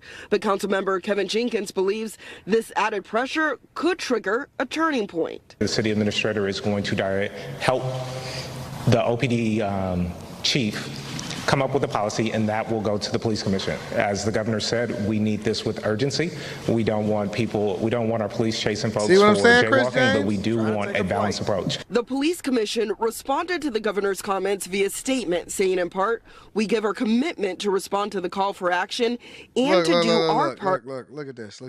Do you have the same mindset for young people or for specifically black men? I ain't even gonna answer it. To work with city leadership to make Oakland a safer place by implementing smart policy and best practices to deter reckless behavior. The commission currently plans to discuss potential changes at the end of January, but Newsom is urging them to call a special session. They can do so with urgency, with focus, conviction to address the issue at hand, the crisis at hand. I would expect and demand that they... I don't trust Gavin Newsom ever. I don't think that Gavin Newsom should ever have any position in legislation ever. But he was being taken to task. So in this same press conference, they asked him about Proposition 46, opposition and arrests starting to be made as a result of it. Check it out. Hi, Governor. Monica Madden, ABC 7 News. Thanks for having us. Today, San Francisco District Attorney Brooke Jenkins just announced the first person charged with retail theft charges under Prop 36 because of the 2 prior convictions. Do you know if there have been any arrests within the last month by the task force that are now enabled under Prop 36? And do you still feel the same since you did not endorse that earlier this year? Well, I don't know the details of a local Facts, Randy. We're going to get to that in a minute. Charging of a specific case. But I do know this, that the legislature advanced 12 specific bills. Prop 36 never included organized retail theft, never addressed that issue, never addressed the issue of vehicle crimes, never addressed the issue of multi-jurisdictional prosecutions. It primarily addressed the issue of nonviolent drug possession. As it relates to the 12 bills that were advanced in the legislature, as you know, they'll go in effect in January. As it relates to Prop 36 in this specific instance, I'll leave it to the district attorney to talk more about why she decided to charge him. He don't want to answer the question because he was adamantly against tougher laws on criminals to prevent these organizations from being wiped out and to prevent, flash mobs coming in and robbing all of the retailers and running the people out and it being a lot more violent inside of y'all community. He never answers the question. He's just as bad, if not worse, than Kamala Harris. This week in Alameda County have been at least 5 different smash and grabs. I mean, what do we do to continue preventing those in addition to the retail theft ones that you've been touting? Rewind the tape. That's why we're here. That's the partnership that we're committing to continue to advance. It's the change the voters spoke loudly of as it relates to the 2 recalls in the region. Our commitments remain as it relates to supporting those complex cases in the Alameda County DA's office. We want to continue those partnerships with the state's Department of Justice. We want to continue to support supplementing the efforts here, but in return, we need to see subsequent reforms here in Oakland that specifically address your issue. And as it relates to the smash and grabs, again, outside the purview of Prop 36, important that this is part of the conversation for the public. Those are included specifically as it relates to the package of bills that the legislature advanced and I signed in August of this year, the vast majority of which go into effect on January 1st in the new year. Given that you prosed it? I think that's fabulous. By the way, they'll have many more tools with the 12 bills that the state passed that are much broader, nuanced, and more inclusive than the 1 or 2 specific components. I think the most compelling thing about this whole video is a sign language person. I don't know what's wrong with me. Something is wrong with me. Something is wrong with me. I'm focusing more on a sign language person, like I can read sign language to try to figure out whether or not the person is actually signing correctly than I am on this gaslighting that Gavin Newsom is doing when it comes to criminals in California. It relates to retail theft. And now y'all not going to be able to unsee it. Prop 36. Again, Prop 36 tended to differentiate itself from the work the legislature already had done in this regard It has much more to do with non-violent drug possession, up to 3 years felony and state mandatory prison sentences. Can't unsee him, can y'all? If drug treatment on demand is not successfully provided. The challenge is it locks in a requirement, but it locks out money because at the same time it cuts drug treatment money for local government. That's a conundrum for local municipalities, and one that I'm very concerned about and will continue to remain concerned about. And therein lies my concern and opposition to that initiative, not on the retail theft side. Quite the contrary. We went back to 2021 when we established this new task force and framework. Hundreds of millions of dollars have invested in this space and a much more comprehensive approach to addressing these issues in those package of bills. So I applaud any effort to address the issue. I think that in order to be a politician, you got to be a master in gaslighting, a master in communication, a master. Y'all don't give these people enough credit. The ability to sidestep a question and then to talk about a whole bunch of details and technicalities that have nothing to do with the question directly on is crazy. It's absolutely crazy. He was also asked about, and this is the one that y'all really want to get to, and this is the question that I would ask him. If I could ask y'all need to come up with a bunch of questions that ask y'all legislators that's in y'all respective states that y'all would ask. And y'all should ask those questions. And then the question that I would ask is about the $24 billion. Where did it go with this whole homelessness crisis? But a reporter asked him about the 2/3 of the U.S. homeless population being in California. Check it out. And switching topics, the HUD's point-in-time count came out today showing the highest recorded population of homelessness nationwide. Looks like about 2/3 of our population here in California is unhoused. How do you respond to that, given your support for grants passed? I haven't had a chance to review the details, but I do understand this important detail that you saw nationwide increase. It was one of the most substantial we've seen in decades. I think 18.13%, 3.13% here in the state of California. We've seen a significant decline in the growth in the state of California. And I wanna point something out to y'all. Listen, this is a master class in gaslighting. If you're not paying attention, right? If you're not focusing 100% on what he's talking about, you could be fooled too. I want you to listen, and we got to listen carefully. And this is why communication is an art, both from the person that's communicating and from the listener's perspective. I'm going to rewind it 10 seconds, and then I want y'all to tell me what y'all hear. Decades, I think 18.13%, 3.13% here in the state of California. We've seen a significant decline in the growth in the state of California. And we've seen a significant decline in the growth. That means that it doesn't mean that the homelessness population is not increasing.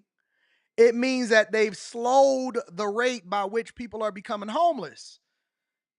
They didn't fix the problem of the people that was already homeless. It's just more people becoming homeless at a slower rate than they were before. Do you understand what I'm saying? It's a masterclass in word salad. He didn't say we're having a 3.3% decline in homelessness. He's saying that we have a slower growth rate in the amount of people that are basically going broke, not having a house, and then pissing on the side of the road and living in their cars. You get it? It's like inflation, right? If somebody says to you, hey man, y'all had 10% of inflation when it was in 2022 during the Trump and Kamala Harris administration. And then they say, wait, no. We had a 5% slowdown in growth and inflation. And now it's only at 5%. That means that inflation is still too high and they didn't lower what you are already suffering from. You just have more inflation at a slower rate. So you still can't afford to do whatever it is you're going to do. Shout out to my dog, Classy Beats. I appreciate you. I'm definitely going to be reading that super chat shortly. You still can't afford to live in a house. It just becomes less affordable slower. You get it? If the homelessness population is 10, 20, 30, 40, 50 million, let's say the homeless population is 10 million people. It didn't mean that the homeless population went down to 9 million people. It means that it went up to 10.5 million during your administration during this time where you threw $24 billion at the problem. Let's continue. The unsheltered side, I think it was statistically flat at 0.45%. So progress, as well as on the sheltered side. Progress. Up 8.9%. That is a very good statistic. Listen to what he's saying. Listen to what he's saying. I think it was statistically flat at 0.45%. So progress, as well as on the sheltered side, up 8.9%. That is a very good statistic as it relates to the work we're doing to get people sheltered and to get people the support that they deserve. 40 states saw larger increases than California. We're making progress, but we have to continue to do more. And that progress, again, in the spirit that brings me back to Oakland, is realized locally. States provided unprecedented support, flexibility. Local government has to deliver. Here in Oakland, across the state, hundreds of cities, time to step up, address the issue of encampments, address the issue of tents. When they talk, they do like this and they do like this. It is a classic thing that is taught from two politicians. Obama mastered it. Kamala Harris tried to use it. It didn't work for her. Gavin Newsom, he does it. They do like this, they do like this, and then they do like this.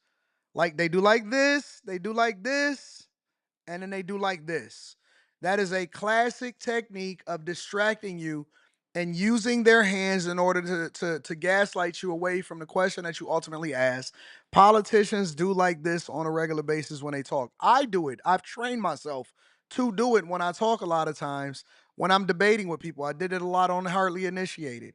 I do it a lot on when I was, debating with certain other people. I don't want to say no names and all of that stuff. But it is a classic technique. When you do like this and you do it effectively and you know how to gather and gain the insight of the people while at the same time trying to, change the conversation into what you want to be and angle it differently, it is an effective tool in communication.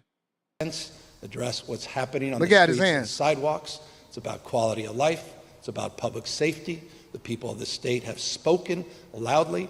They want to see results. No more rhetoric, no more press conferences. They want to see results. Sir, you did not answer for the 2/3 of the homeless population in the United States of America living in California. And that's how you get them not to pay attention to the fact that you didn't answer the question. Let me hit a like for the algorithm, subscribe to the channel, and turn on your notifications. I'm going to hit a like for myself today. Let me go ahead and read some of these super chats. Shout out to the Wealth Building Journey. Says Gavin is running for POTUS, President of the United States in 2028, and the 2028 Olympics could make or break his campaign. The best way to derail him is rampant crime and homelessness. Would y'all even remotely consider? I mean, I just think that these people like Gavin Newsom, that would be like Brandon Johnson, in my opinion, running for governor or running for president of the United States of America. It's a no-go. It's a no-go. Who in their right mind, considering the state of California today, operating at a budget deficit, would ever vote for Gavin Newsom to become president of the United States of America? That would be crazy. That would be crazy. Bilderberg Boy says, hey, AD, someone stole my credit card number over the holiday and tried to charge over $4,000 in purchases. Thankfully, the bank put a hold on the card. By the way, I see you have my homegirl, Ava, on Monday nights. We go way back. Hope all is well. Shout out to Bilderberg Boy, preventing them from charging $4,000. You know what I'm saying? Boxelitis sounds like a respiratory infection. It could be. It could turn into one if you don't have no discipline. Dave G says, it's effed up. A lot of dudes definitely place box above themselves, which is why our women be moving goofy. Dow's Hour. Dow, is this your first time over here super chatting, baby? Welcome to the show. Says, hey, Anton, missed the prayer. I'm always picking up what you putting down in politics, finance, and more, praying for more life, blessings, love, peace, and prosperity over all things as you walk in your purpose. Amen. In Jesus' name. Shout out to my girl Dow's Hour. I like that name. A.R. Smitty says, dodging them questions like Vince Vaughn. Absolutely. And let me give a round of applause to my guy. Classy Beat sent me some things that go on the back of this, and he always taking care of me.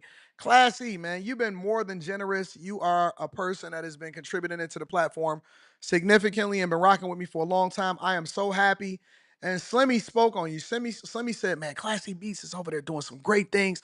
I said, I know, I'll watch him. Shout out to Class E Beats. Says, congrats on your success this year.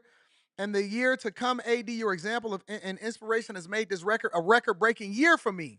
Let me get another round of applause for Class E Beats. Personally, and I can't thank you enough. Blessings to you and the family in the chat. Class E Beats is killing it. I like to say he's one of my greatest students of all time. Hopefully, but I mean, I'm not taking credit. I can never take credit for anything that anybody does because I can give the blueprint for a lot of people, but very few people actually implement it. Class E Beats is one of the people that implemented it. He stuck through it. He stuck to it. He killing it. He running up a bag. And that's why I don't feel bad by taking his money. Shout out to my dog, Class C Beats. I love you and I appreciate y'all. Make sure y'all tap into the Patreon. It's so much game. It's so much game. Tap into the biggest Patreon on the face of this earth. How many bag chasers we got in the Patreon right now? Let me look it up. Let me see how many chasers we got right now. Wow. Record-breaking year for the Chasers. Shout out to the Chasers. 13,000 members on the Chasers. Shout out to I didn't even know that we had passed the 13,000 mark. Shout out to the over 13,000 people that are a part of the Chasers. You guys are the greatest audience of all time. I love my Chasers. We going to 25,000 this year in 2025. We going to 25,000 Chasers in 2025. If you are not a part of this movement, you are on the cusp of something great. Don't join right now. Don't join right now unless you're doing it for the year. Tap in on January 1st. I got a special live stream for y'all on January 1st. January 1st, special live stream. We running it up. All right? January 1st, special live stream. We running it up. Shout out to Robert Burton. I appreciate you. Thank you to everybody that continue to rock us. We had record-breaking year on everything, didn't we? Didn't we? Almost 500,000 subscribers on the Anton Daniels channel. Almost 315,000 subscribers on the Millionaire Morning Show. This year we ran up from 13. I started off after hours with 13,000 subscribers. Now we are above 65,000 subscribers on after hours. Room 9, we about to run that up. It's going to be a crazy year. Crazy, crazy, crazy year. Listen, make sure y'all tap into the Patreon. Link is in the description. Tiege Hanley, 40% off your first order plus 20% off for life. Shout out to all of my chasers. We're going to have some phenomenal meetups this year. If you ain't never come and kick it with me in person, you should. It's going to be awesome. Anyways, make sure y'all hit a like for the algorithm, subscribe to the channel, and turn on your notifications. Let's talk about homelessness real quick, all right? We're going to get into the second half of the show. Let's talk about homelessness because homelessness is on the rise. Actually, you know what? I want to go into housing first. Let's go into housing. I'm sorry. I want to go into housing. Then I want to talk about homelessness. And then I want to go into having a job. You'll see what I'm talking about shortly. Make sure y'all hit a like for the algorithm, subscribe to the channel, and turn on your notification. Let's continue. Well, I want to ask you about this because this is an economic story we're seeing playing out. One of the big stories to end 2024 has been the home buyer story. American homeowners are feeling the crunch of home insurance and property tax payments.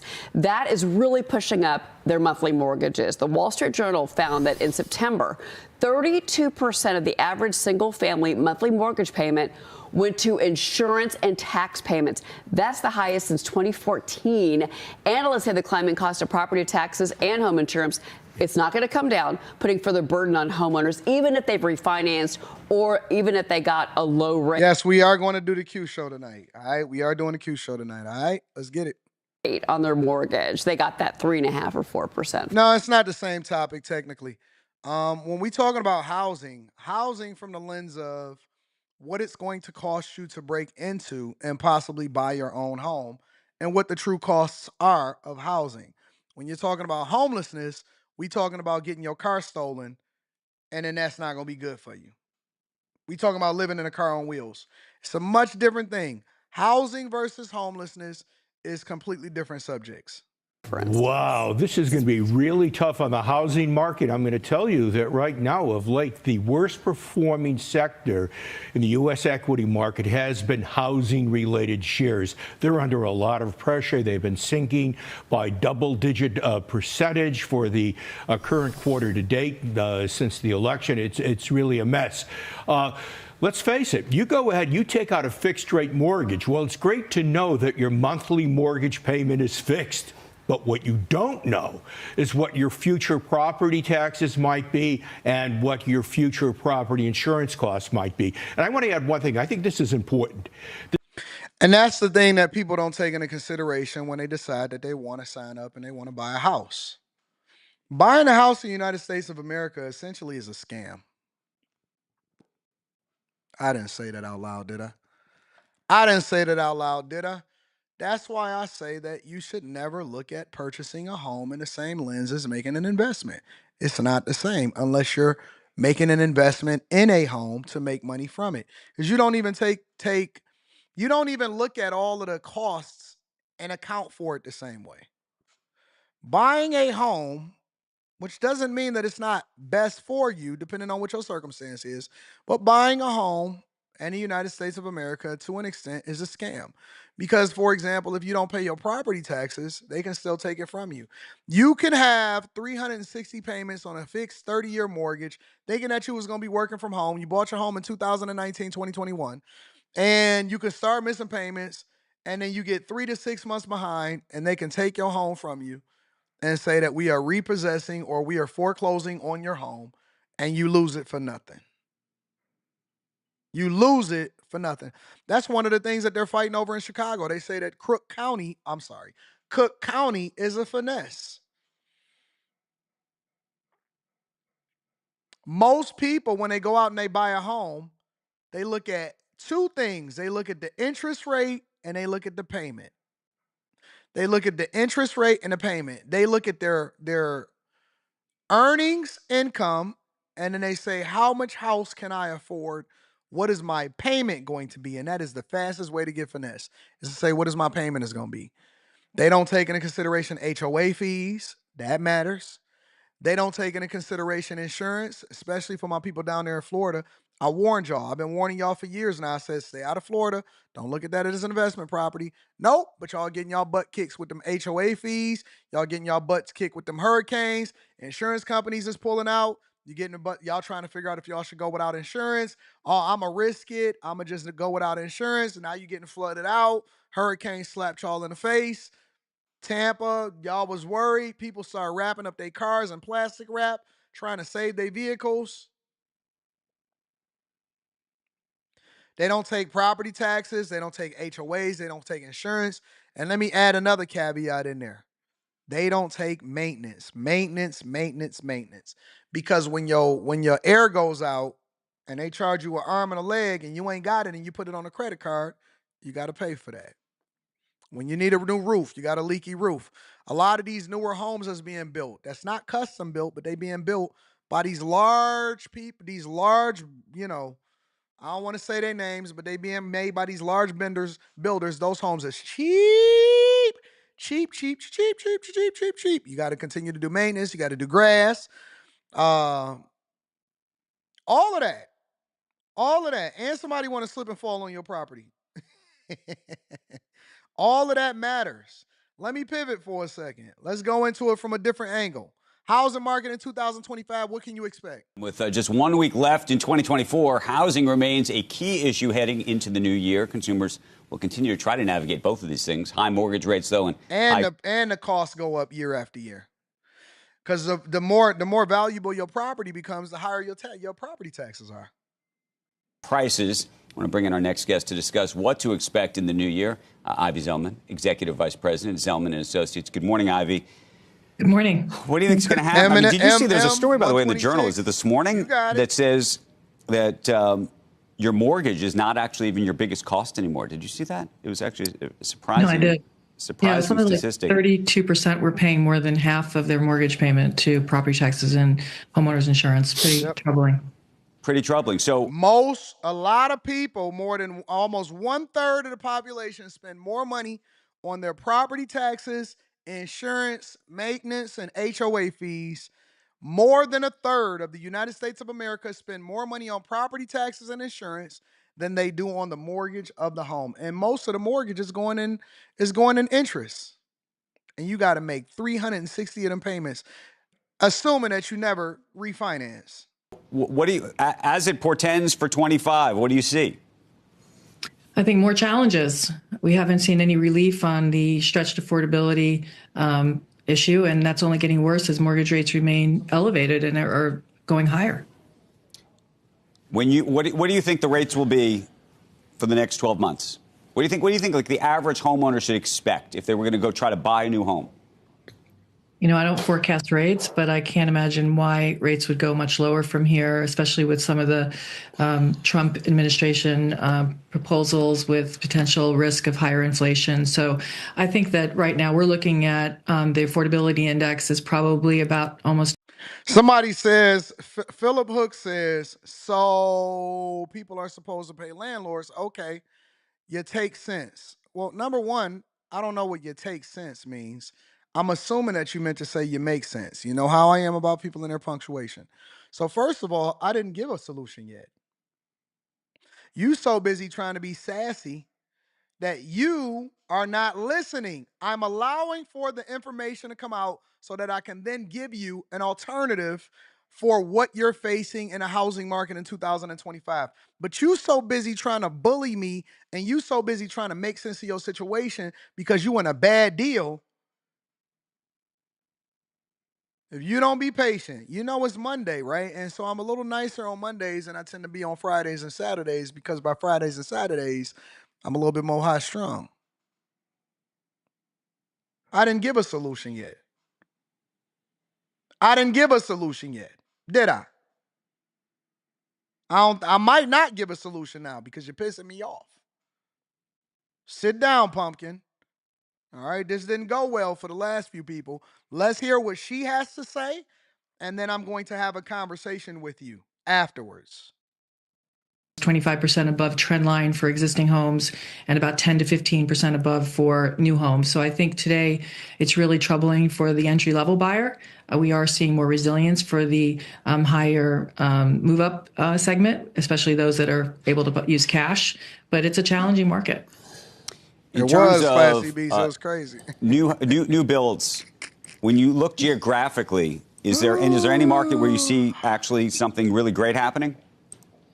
I wouldn't say there's anything great happening because if you look at the markets that are not high production new home markets, like the Midwest, we're actually seeing continued home price inflation that's pretty significant. Take my home state of Cleveland right now, or my market of Cleveland. Right now, home prices are up 8% year to date compared to markets nationally up 3 to 4%. So I think where the production builders are, that's making availability of more product more competitive and keeping a lid on home price inflation. But I wouldn't say anything's really good going on. And I think that we're definitely see that bifurcation in the market throughout the U.S. Do you like any of the home builders? Y'all better pray for me. Publicly traded home builders?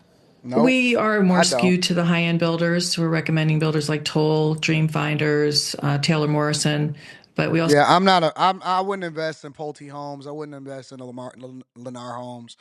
I do like higher end home builders. I still don't think that y'all should invest in those from a play as far as like in the stock market. But we'll get there.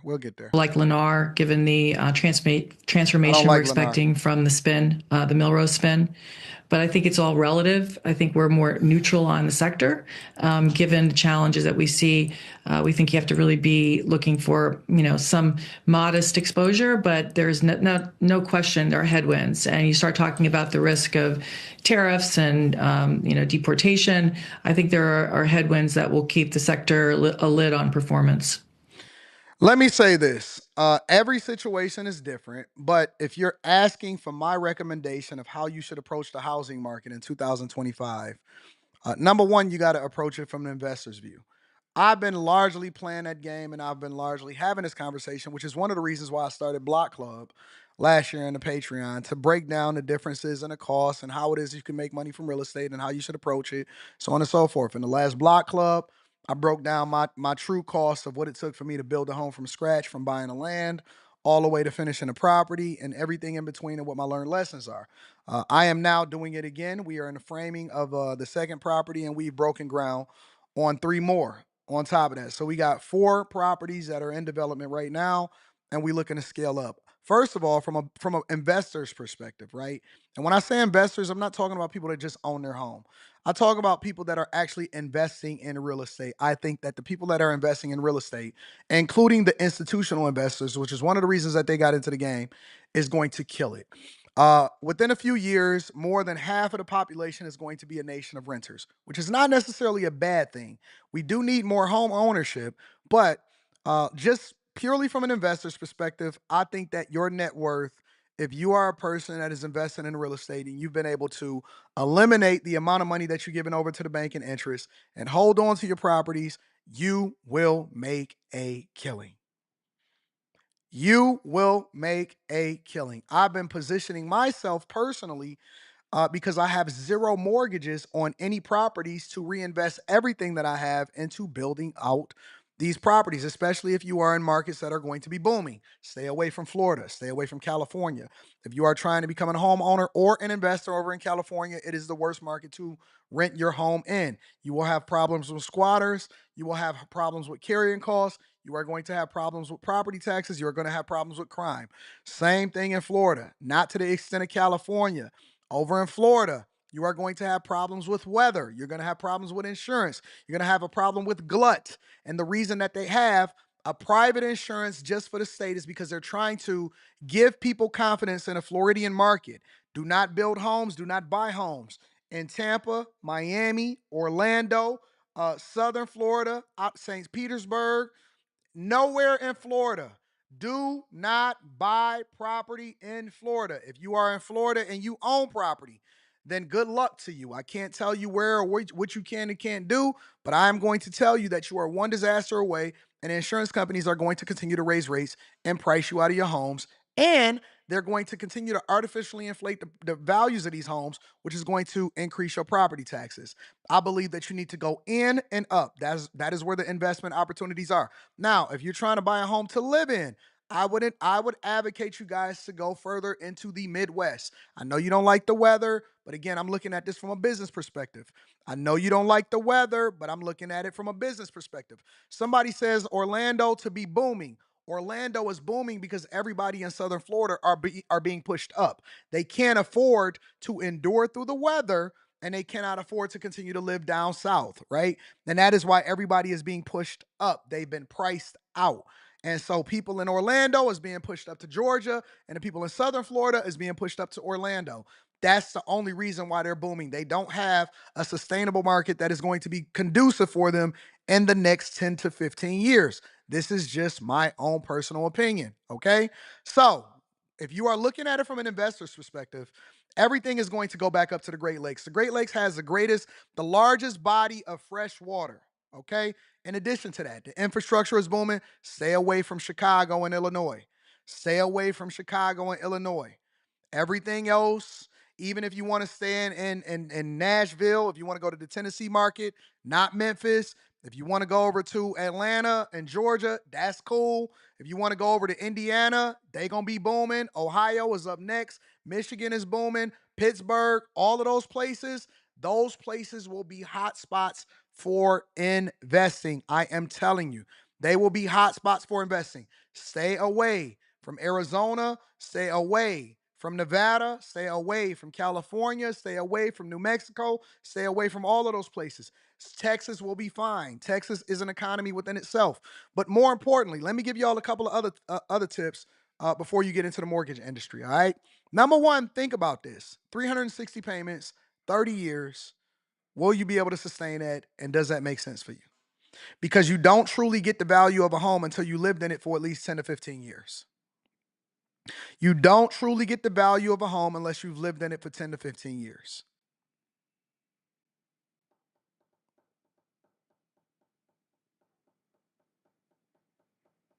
Wherever you buy a home to live in, plan to be there for the next 10 to 15 years is all I'm saying.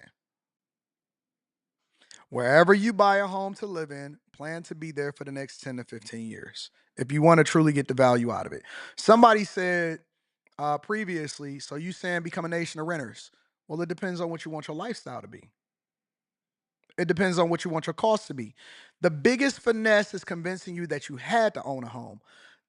The thing that they're not teaching you is that you need to limit the amount of money that you're using for expenses and lifestyle. And so for some of you, it may be a better lifestyle and investment opportunity to park your money in certain stocks. The return on that doesn't necessarily have to be necessarily it coming in real estate. Real estate is a vehicle a lot of times for people to protect their wealth. But when you calculate the true cost of owning, technically renting a home from the state, from your county, it may not be commensurate with your lifestyle. You may not want the maintenance costs that go along with it. You may not get the return on investment. It may be more conducive for you to live in a place where you don't have to have maintenance costs, lower your lifestyle, get a reasonable price for you, and then park the difference in the rest of your money into the stock market.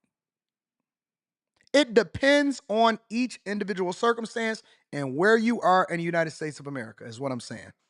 So don't look at everything so rigid. Stop taking advice from everybody that say you need to buy. You don't have to do anything. You need to reevaluate what your goals are, where you plan on being. Some people don't even plan on being in the United States of America when they retire, and they may be 10 years away from retiring. I would not recommend a person that is 10 years away from retiring to buy a home in the United States of America when they're planning on being overseas. And all of their income is going to be coming residually. And so they need to pivot on their portfolio, because I don't want you to take on the costs or the responsibility of buying a home. That is an individual circumstance. If you plan on having small children and you just get married, it's more conducive for you to buy a home. Now we need to go and figure out exactly what market makes the most sense for you. You see what I'm saying? So every circumstance is different. Every situation is different. It depends on who you are, where you are, what you do for a living, what your lifestyle is, how many people are dependent on you, and what you plan on doing within the next 10 to 15 years. Every circumstance is different. Don't be so rigid. Don't be so rigid, all right? Okay? All right. Let's continue on. I'm going to read a few of these super chats, and then I want to get into homelessness, all right? DeMarco Johnson says, good morning, AD. I know your time is valuable. Can I get a 60-second lesson on Freemasons? 60-second lesson? What do you mean 60-second lesson? On Freemasons and what you think about them. Would you ever join? No. I would never join Freemasons. Listen, I would never join Freemasons. I would never join a fraternity. I would never join any organization that requires for me to do anything except for run up the bag. I'm not saying that that's not good or bad for y'all. Me personally, no, I don't want to be in no Freemasons, and I never wanted to be in a fraternity. What I do join is networking groups, and I join the bag chasers. So anything that's going to generate more revenue for me, I want to know all of the information. Only thing I'm joining is the bag chasers, and I might subscribe to your channel, but no, I would never join the Freemasons. Shout out to my girl, Molly. I appreciate you, baby. Charles Freeman says, much love, AD. I'm 22. I started my trucking-based company business, and it's booming, trying to figure out my schooling. Just want to say thank you for all of the inspiration and game. God bless you. Solomon Cannon is in the building. DK, that is the dumbest thing that I've ever heard anybody say in my life. Solomon Cannon says, what do you think about Chicago being a hub for quantum computing, and is it too early to invest in real estate that surrounds it? I wouldn't invest anything in Chicago. I wouldn't invest on a bad chick that's from Chicago. If you in Chicago, you might be a red flag. You got some coming to Jesus to do, let alone property. Chicago is on a downward spiral over the next 15 years, in my opinion, unless they make some drastic changes in who it is that they got legislating in Chicago.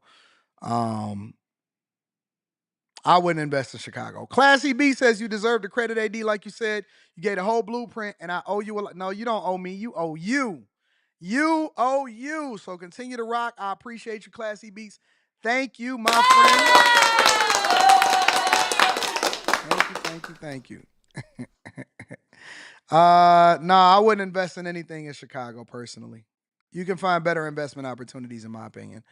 All right, let's continue on with the show. Let's get into this homelessness conversation.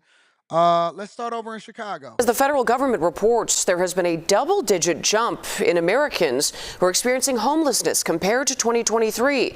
Lilia Luciano reports that increase is even bigger when it comes to families. The shocking increase in the number of people living without housing in American cities. Look at these. Look at that crap. Look at that nonsense. It still amazes me.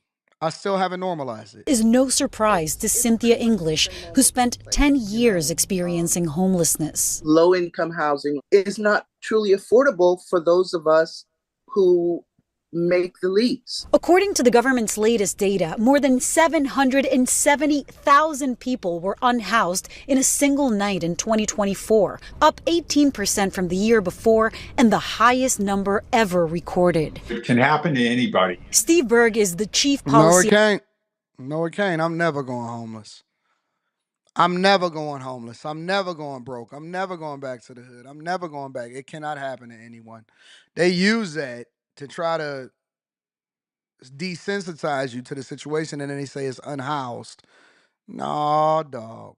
The officer for the National Alliance to End Homelessness. Would you say that the stigma around homelessness takes away from the priority to solve the issue? I believe it does. What we really need is we need the communities to be committed to actually solving the problem and not just blaming people who are homeless.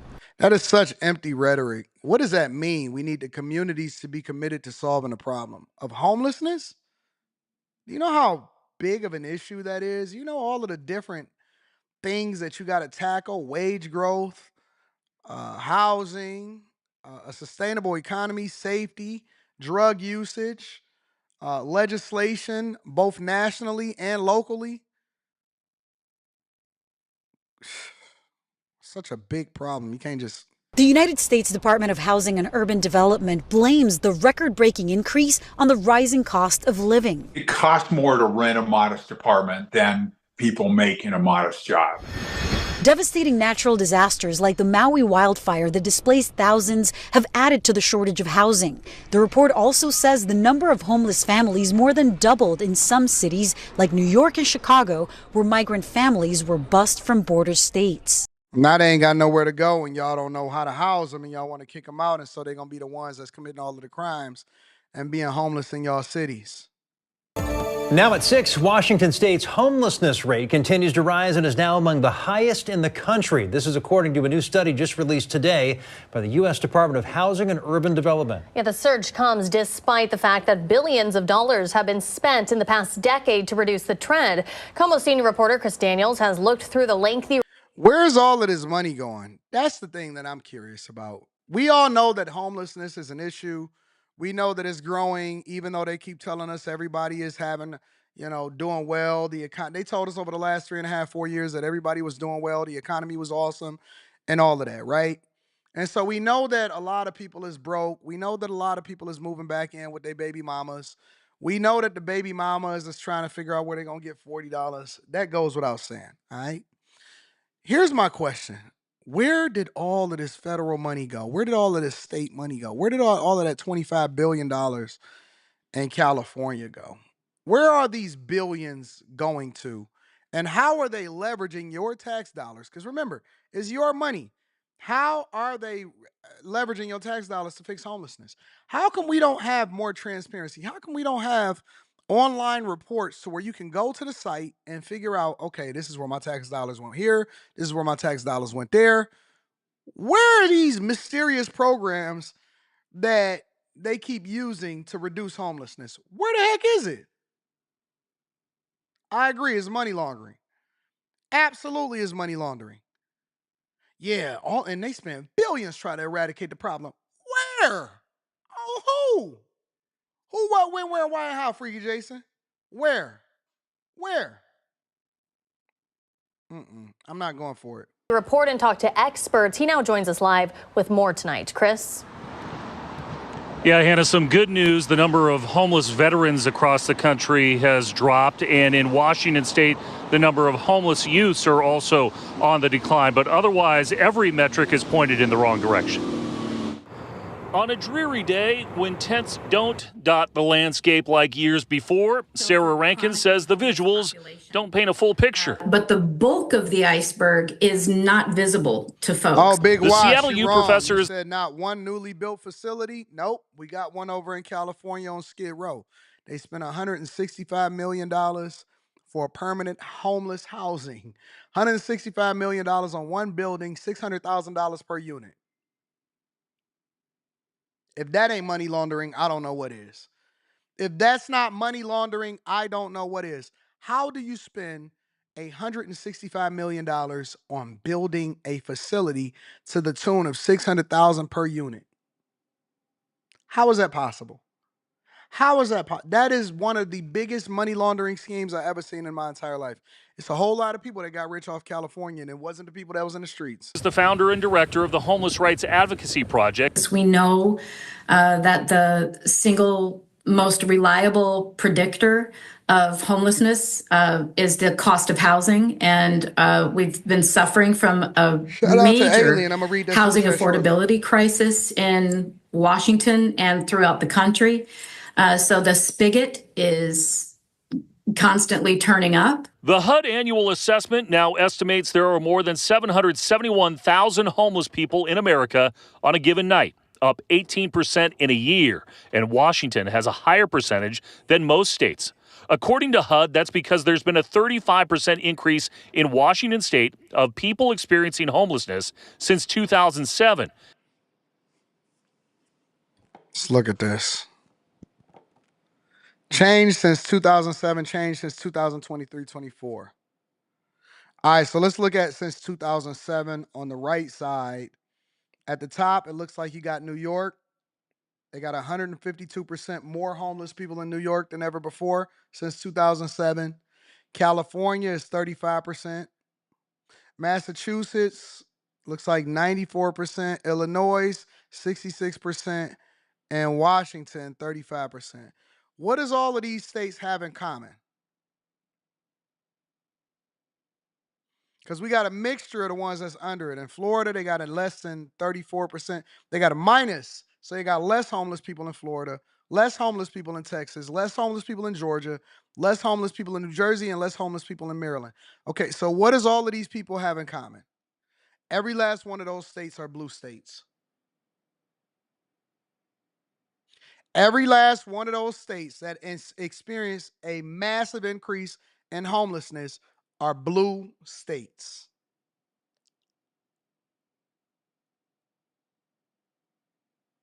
The largest decrease in homeless population has come from majority red states. Yep. Illinois, for example, from 2023 to 2024, experienced a 116% increase in homelessness, the largest ever. The largest ever. And while there has been success with reducing youth homelessness, Washington State is number one in the largest change in chronic homelessness of any state in the country, up almost 56% in a year and 360% since 2007, according to HUD. And that's after billions of dollars have been spent here to build out housing, services, and treatment, and the creation of the King County Regional Homelessness Authority that infrequently updates its own website since naming a new CEO in August. How has there been a good return on the investment? What we know is that there are more people entering homelessness for the first time than ever. Rankin suggests there has been progress here too, noting the numbers involving veterans and youth, but says there will be no quick fix for an issue now more than a decade in the making. Of course, we have heard many voices in King County in particular that believe that this is a fentanyl and addiction crisis that has complicated homelessness across not only this county but throughout the state. Rankin says that she believes there will be more detail in a new state report from the State Department of Commerce that will be released in January, which will highlight some of the strengths and weaknesses right now in the current system in Washington State. For now, live in Seattle, I'm Chris Daniels, KOMO News. Earlier this year, the King County Regional Homelessness Authority released the results of its biannual point-in-time count. It found on any given night there are 16,385 people experiencing homelessness within the county. That's an increase of 23% from the 2022 count. How is it in Portland? I'm going to be in Portland pretty soon. I've never been to Portland before. How is it important? How is it in Portland? I heard it was pretty bad over there in Portland. Let me read some of these super chats, and then we're going to continue on with the show. Wait a second. Let me make sure I look at something else real quick.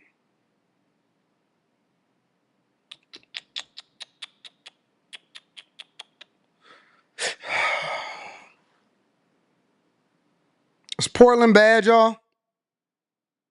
Is Portland bad? Alan Trent with the $50 Super Bowl says he got a question. Sup, AD? I started my own TV mounting company. I average about 12 per day. That's pretty good. You're making good money then. And I feel like I've plateaued with my skill set. I have a teacher for a new skill. I don't really understand what you mean with your skill set. But it would take me flying out of state to get the knowledge. How do I balance this? Why are you so afraid to fly out of state to get the knowledge? I think that Alan Trent, listen, your problem isn't your problem. You have a growth problem more than you have a skill set problem. Now, if you want to grow this company, then you're going to have to learn how to replace yourself. And then you're going to have to put on your sales hat more than you care about actually mounting the TVs themselves. Let me say that again for the people in the back. A lot of times we have a growth problem. We don't necessarily have a skill set problem. And so what you're going to have to do is learn how to grow the company by replacing yourself instead of trying to figure out how to add a new skill set. Now, if you just want to do this every single day for the rest of your life and you want to keep all money in, then that's not a bad way to create a job for yourself. Most business owners create jobs for themselves. They don't necessarily run a business. They are the business, but a lot of business owners create jobs for themselves. They don't necessarily run a business. And so you got to figure out what the cost benefit analysis is on expanding your business and not necessarily expanding your skill set. The question that I have is, what additional revenue comes along with expanding your skill set? Is your skill set going to generate more revenue? Because if your capacity is only that you can do 12 per day, because it's only so many hours in a day, then I'd be trying to figure out how I can expand and it depends on your sales, it depends on your growth. Me personally, I'd be spending more time trying to figure out how I can expand how many more TVs I can mount than I would on expanding my skill set. Expanding your skill set is a luxury, but you got to meet the growth. If you're not meeting growth, then what difference do it make? Is expanding your skill set going to generate more revenue? Is it going to increase your transaction prices? Are people getting a lot more, want more custom work, where you can charge more and do less installs? All of those things, right? But my point is that I wouldn't be so focused on skill set unless I can get higher transaction prices. Everything that I want to acquire, I want to be able to train somebody else to do. So we'll see what happens. Keep me in a loop. I want to know more about it. Chat for Morris. That's a great super chat. Thank you, my friend. Chat for Morris says, good morning, AD. They just finished a supportive housing site by Salt Light that has 24/7 support and housing for 50 homes using grants and funds from California. Yeah, but how do they sustain it? Because in order for you to keep that up, it's not like anybody is paying for it and they're going to be able to sustain it and maintain it. The way that they sustain it and maintain it is by more social services and more give-outs, more handouts. The only way that you should be able to issue a grant or have something dedicated to something is if you're able to create some sustainability around it. If it can't maintain itself, then you shouldn't throw money at it. You shouldn't just fix people. That's the reason why I hate Section 8. Because Section 8, it's supposed to give you a temporary boost so you can carry yourself, but some people are on it for a lifetime. If it's going to be a lifetime thing, then I don't think that you should do it, personally. So, everything has to have an end date. Everything has to have an end date. If you don't have an end date, then You know, it is what it is. All right, y'all. I want to get to this last part of the show. And this is a guy that was formerly on the Cosby Show. His name is Geoffrey Owens. And I don't know if y'all remember him, but he went viral years ago. And he went viral because he had a regular job at Trader Joe's. And so the question that I have for you guys is, what is wrong with a regular job? How did we become so haughty and homeless at the same time? Y'all, 2 H's. How did we become so haughty and homeless at the same time to where we are criticizing people, whether you had some visibility or not, for being homeless? I seen a TikTok of Sadat X. Some of y'all may not be familiar, but I'm of a certain age, so I'm familiar with Sadat X. Sadat X is a former rapper. And I believe he was a nurse practitioner or something like that. And he had his scrubs on and stuff. And people were actually celebrating him for making a pivot and actually getting into a high-paying area versus just leaning on the fact that he used to be a rapper. But I don't understand, man. I don't understand how we become so haughty and homeless. I just did a breakdown of homelessness in Washington and all across the United States of America and how it's up. But everybody is sitting there talking about you shouldn't get a regular job. I've personally been criticized for having a regular job. Shout out to DJ Ace. You know what's up. I've been criticized for having a regular job. That's crazy, ain't it? It's not good to just have a regular job. But anyways, this was him speaking about that time and how he's still struggling. And I think that the fact that they locked Cosby up and they removed all of that from TV probably stops people from getting them residual checks too. But let me see if I can fast forward it to it where he was talking about it specifically. Where's he at? Last night, Yandy and Eris performing when it's in theaters tomorrow. What will they? First of all, they're going to feel really good. There's a lot of music, there's dancing, there's a lot of fans that want to believe in Santa. Our brother Geoffrey Owens, Tommy Davidson's in the movie. Tommy Davidson. Shout out to Tommy. I love Tommy Davidson. I agree, Eric D. We did an interview with him. Oh my gosh, I love Tommy. He's wonderful in this film. Absolutely. Wakeem Mahala's also produced by our girl Yandy. She's one of the producers on the movie. I guess that's what she performed last night. Right. It's called Mr. Sam. More with him. I got questions, Geoffrey. All right. We ain't talked to you in a while. We're very happy to see you. Hey. So we're going to talk to Geoffrey Owens. Come get more of this with me and Meek B right here on the People Station V103. 8:45, Big Chicken Holidays and happy throwback. Owens is our guest this morning. Good to see you, sir. Hello, good to be here. Lots of people will remember him as Elvin from The Cosby Show, which is a show that we all grew up on. Of course. The world grew up on. What was it like just living in that moment or just being a part of that as it transpired? I'm not sure. I was too young to know. They say things are wasted on the young. Oh, wow. It was like my first television job, and I had no idea what I was walking into. When I joined the show, I didn't know anything about the show. I'd never watched it. I didn't know what the characters' names were, who the actors. Really? Wow. Nothing. I walked in like my character Elvin walked in, like just clueless. You know what I mean? And also, I never paid attention to any of the hype around the show. Okay. I was, on the show, it was like I wasn't really, I came in and out to do episodes, but I wasn't really in that world as much as a lot of my life too much. I was a theater actor. I guess there was some discovery that you were working at a grocery store. Yeah, 6 years ago. People were concerned, or I don't know if they really were concerned, but they were surprised that someone who had worked on The Cosby Show, someone who had been, to their appearance, so successful, would be working what people would call a regular job. Right. And then there was this whole thing about save Elvin. Save Elvin. Oh no! What was your reaction like to that? Well, it was mostly good, because at first there was some negative stuff about, basically the job shaming thing, like, look, where is he now, kind of thing.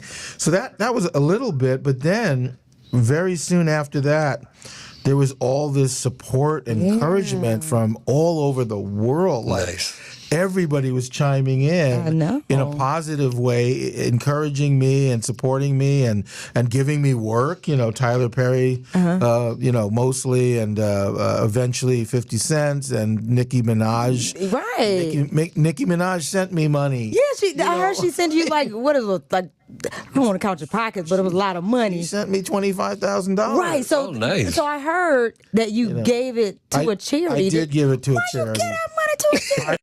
Let me tell you why a lot of men, not all men, and I'm not saying it's good or bad, and I'm not saying that it's a wrong answer to this, of why he didn't want to take money from Nicki Minaj is because some men from a certain era or generation, if we didn't get it, if we didn't earn it, if we don't feel like we adding some value into your life, it's hard for us to take it from you.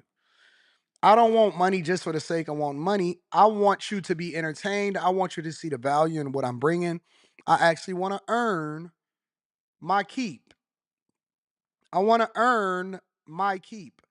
I don't want anybody to give me anything. I want to earn everything that I have. And so, even though he was struggling or even though he was working a regular job, it's hard for some of us to just take a handout.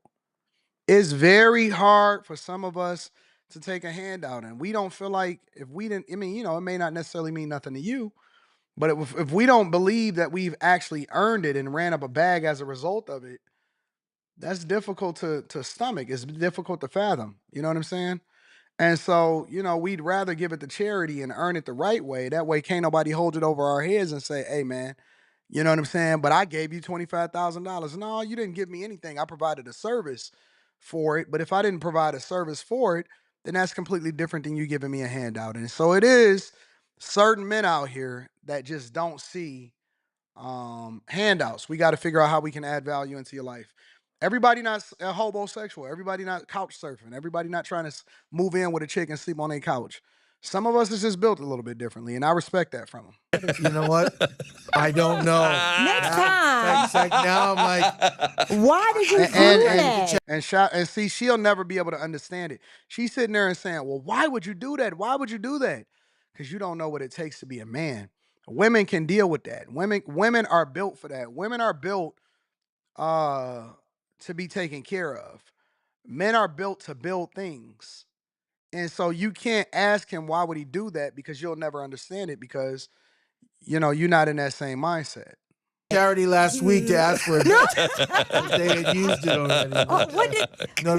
You know what it was? It was like at the time it seemed like the right thing to do. What? At the time. Listen, well, if thank Nicki God, Minaj had hired me, if she had paid me $25,000 to do something. Right? I would have said thank you for the work. Thank you, I accept, right? But somehow and by the way, this is not to say that what she did was inappropriate or I'm not grateful for it. It was a lovely, incredible gesture. But at the time, it felt like just being given that money just as a gift just didn't seem right to keep it. I felt like, well, I'm in need to a certain extent, but there are other people that are much more in need of this money than I am. I was perfectly willing to accept the work, the work that Tyler gave me, the work other people gave me, and but just being gifted that money as charity, at the time, it just didn't feel right. Was it like you felt like it was maybe a handout kind of? Yes. Sort Now, by saying that, if Nicki Minaj is listening, she's I don't want her. She's gonna see it. No, but it was a handout. It was a very generous, lovely handout. But I wasn't comfortable with that. As I said, if she said, here's $25,000, put on the show or just, whatever. Yeah, thank you very much. But anyway, it was a weird time. It was a very strange time. Yeah, it's weird. For 2 weeks or more, I was like one of the most famous people in the world. Man, like, I was trending. You were trending like crazy. That was anywhere without being like I was used to that. Shout out to Molly. I love you. I appreciate you, baby. She says you add so much value to us daily. See, that's what I do. I try to add value into y'all, and I give out so much free game that hopefully people see the value that the conversations that we having, and I appreciate you. Thank you to Molly on Cash App.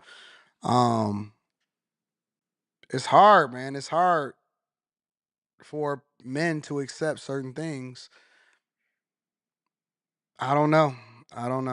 a certain extent from being on And the Cosby trending ain't always a good thing either. So let's get that correct. Show years before. But this was like nothing I'd ever experienced before. Everywhere I went, people recognized me, people said something to me, nice things, not good things. Complimented me or encouraged me about, We'll read the super chat shortly. Stuff like that. It was actually a really lovely thing that led to more work opportunities and stuff.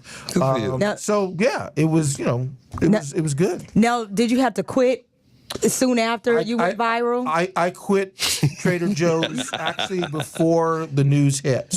What is all of the giggling? I don't understand the interrupting. When people interview people, and it seemed like Tigger should know better. She keeps saying, yeah, and she keeps inserting herself. When you ask somebody a question, let them answer fully. When you ask them a question and they're tuning in for him, they want to see what he has to say.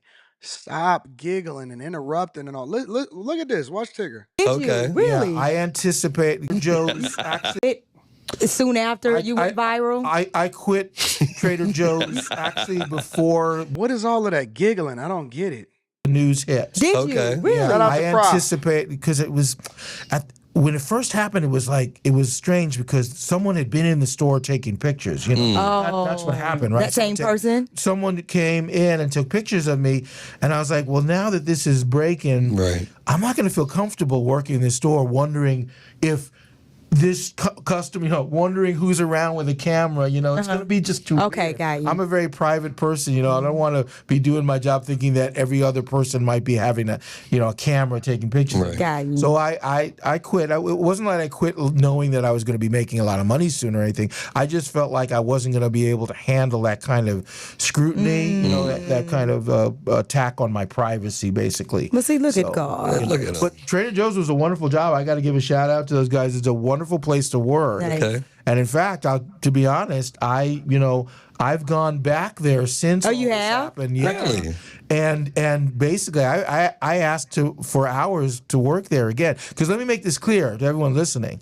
Even today, right now as we speak, I still struggle to make a living. Oh. I struggle every day to make my ends meet. So when he says that, let's put it in perspective. We're all human. Just because somebody went viral, just because somebody is visible, just because somebody got some clout at one time, just because somebody had made a bunch of money at one time, it does not mean that they're absolved from being able to earn a living. And as long as they're doing honest work, then you can't criticize them. And people make life decisions. I see these super rich people, these people that have made tens, if not hundreds of millions of dollars, saying that they got to go back to work because they can't afford to live no more. And yeah, we can have all of the conversation in the world about financial literacy and all of that stuff. Boy, if you got a bag today, you'd probably run out and buy a chain immediately. So you're not above it. You're not absolved from it. But even though I think that financial literacy is important, who's to say that he's not financially literate, but he just ain't made a whole lot of money in his life and in his career. And so, they keep saying, what a blessing that you quit. What, you think that he just so happened to get a bag from somewhere nowadays? That he don't have to work every day and grind and hustle? And I don't understand where people get this haughty thing, like this spirit. Like everybody got to work in one way or another. Everybody got to add value. Everybody got to do something to generate revenue and income so that they can feed their family and, put a roof over their head. It's the reason why we just did a show where a lot of the content was based around homelessness and why homelessness is still running rampant. It's that pride. It's that ego. It's too much. It's just too much. And people can't get their heads around that because they see me in movies, whether it's Mr. Santa or, and I'm on Papa's House on CBS or, all TV shows I've done. All Get that your stuff. bread, big dog. People have the impression that, well, you're making a lot of money. What's the problem? Why would you have financial troubles? They don't understand the specifics of how my industry works. Right. They don't understand the salaries, the pay scales. Well, a lot of people would imagine that you had those wonderful residual checks on the Cosby Show. Right, which were never particularly wonderful for me. Okay. Oh, wow. Remember, because I was not You were here and there. I was here and there, Okay. right? I did maybe 20% of the shows. Okay. You know what I mean? Plus, the show went off away for a while because of what happened with Bill. Right. So all that was gone. You know, people have a false, impression of what the average, what I call middle class actor makes, right? And their ability to make a living in the industry. So that's what drove me to work at Trader Joe's to begin with. But I, honestly, I'm not much better off now than I was then. Really? You need to call Nikki and tell you get that money back. Don't tell Nikki. Nikki. And listen, you just want to work. I'm not Yeah, complaining. just wanna work. I'm not Yeah. complaining. I'm Yeah. grateful for the work I have. Right. Yet I work more than a lot of people do, right? So I got to keep perspective. But the fact is, I struggle every day to make my ends. I have certain expenses. No one has to know what they are, but everyone has expenses. Right, exactly. Everyone has needs and stuff like that. So it's tough. I'm just saying, when people say, oh, you must be making. People see me on the subway. They're like, "What are you doing on the subway?" I'm like, "What do you think? What do you expect?" I ride the subway and the bus in New York all the time. I don't. Just what have it is. A limo driver driving me around. And stuff What like advice that, did you have for your son? Because it's my understanding he's an actor as well. My son is an actor now too. Well, I've given him a lot of advice. I think we need to have more grace and empathy for people that are doing things the right way. If they didn't offend you, if they didn't do something wrong to you, if they didn't rob you, if they didn't take something out of your pocket, I don't really understand where the criticism comes from. I don't understand where the criticism comes from. Now, if you somebody like me, because see, Geoffrey Owens has never said anything to anybody and said, yo, I'm better than you, I'm the greatest of all time and stuff like that. That's one thing. But if you somebody like me, and I talk big jump, I talk big jump. You know what I'm saying? You can hold me accountable and you can criticize me if I go broke. Because I always say that I'm not going to go broke, but I put myself in that position.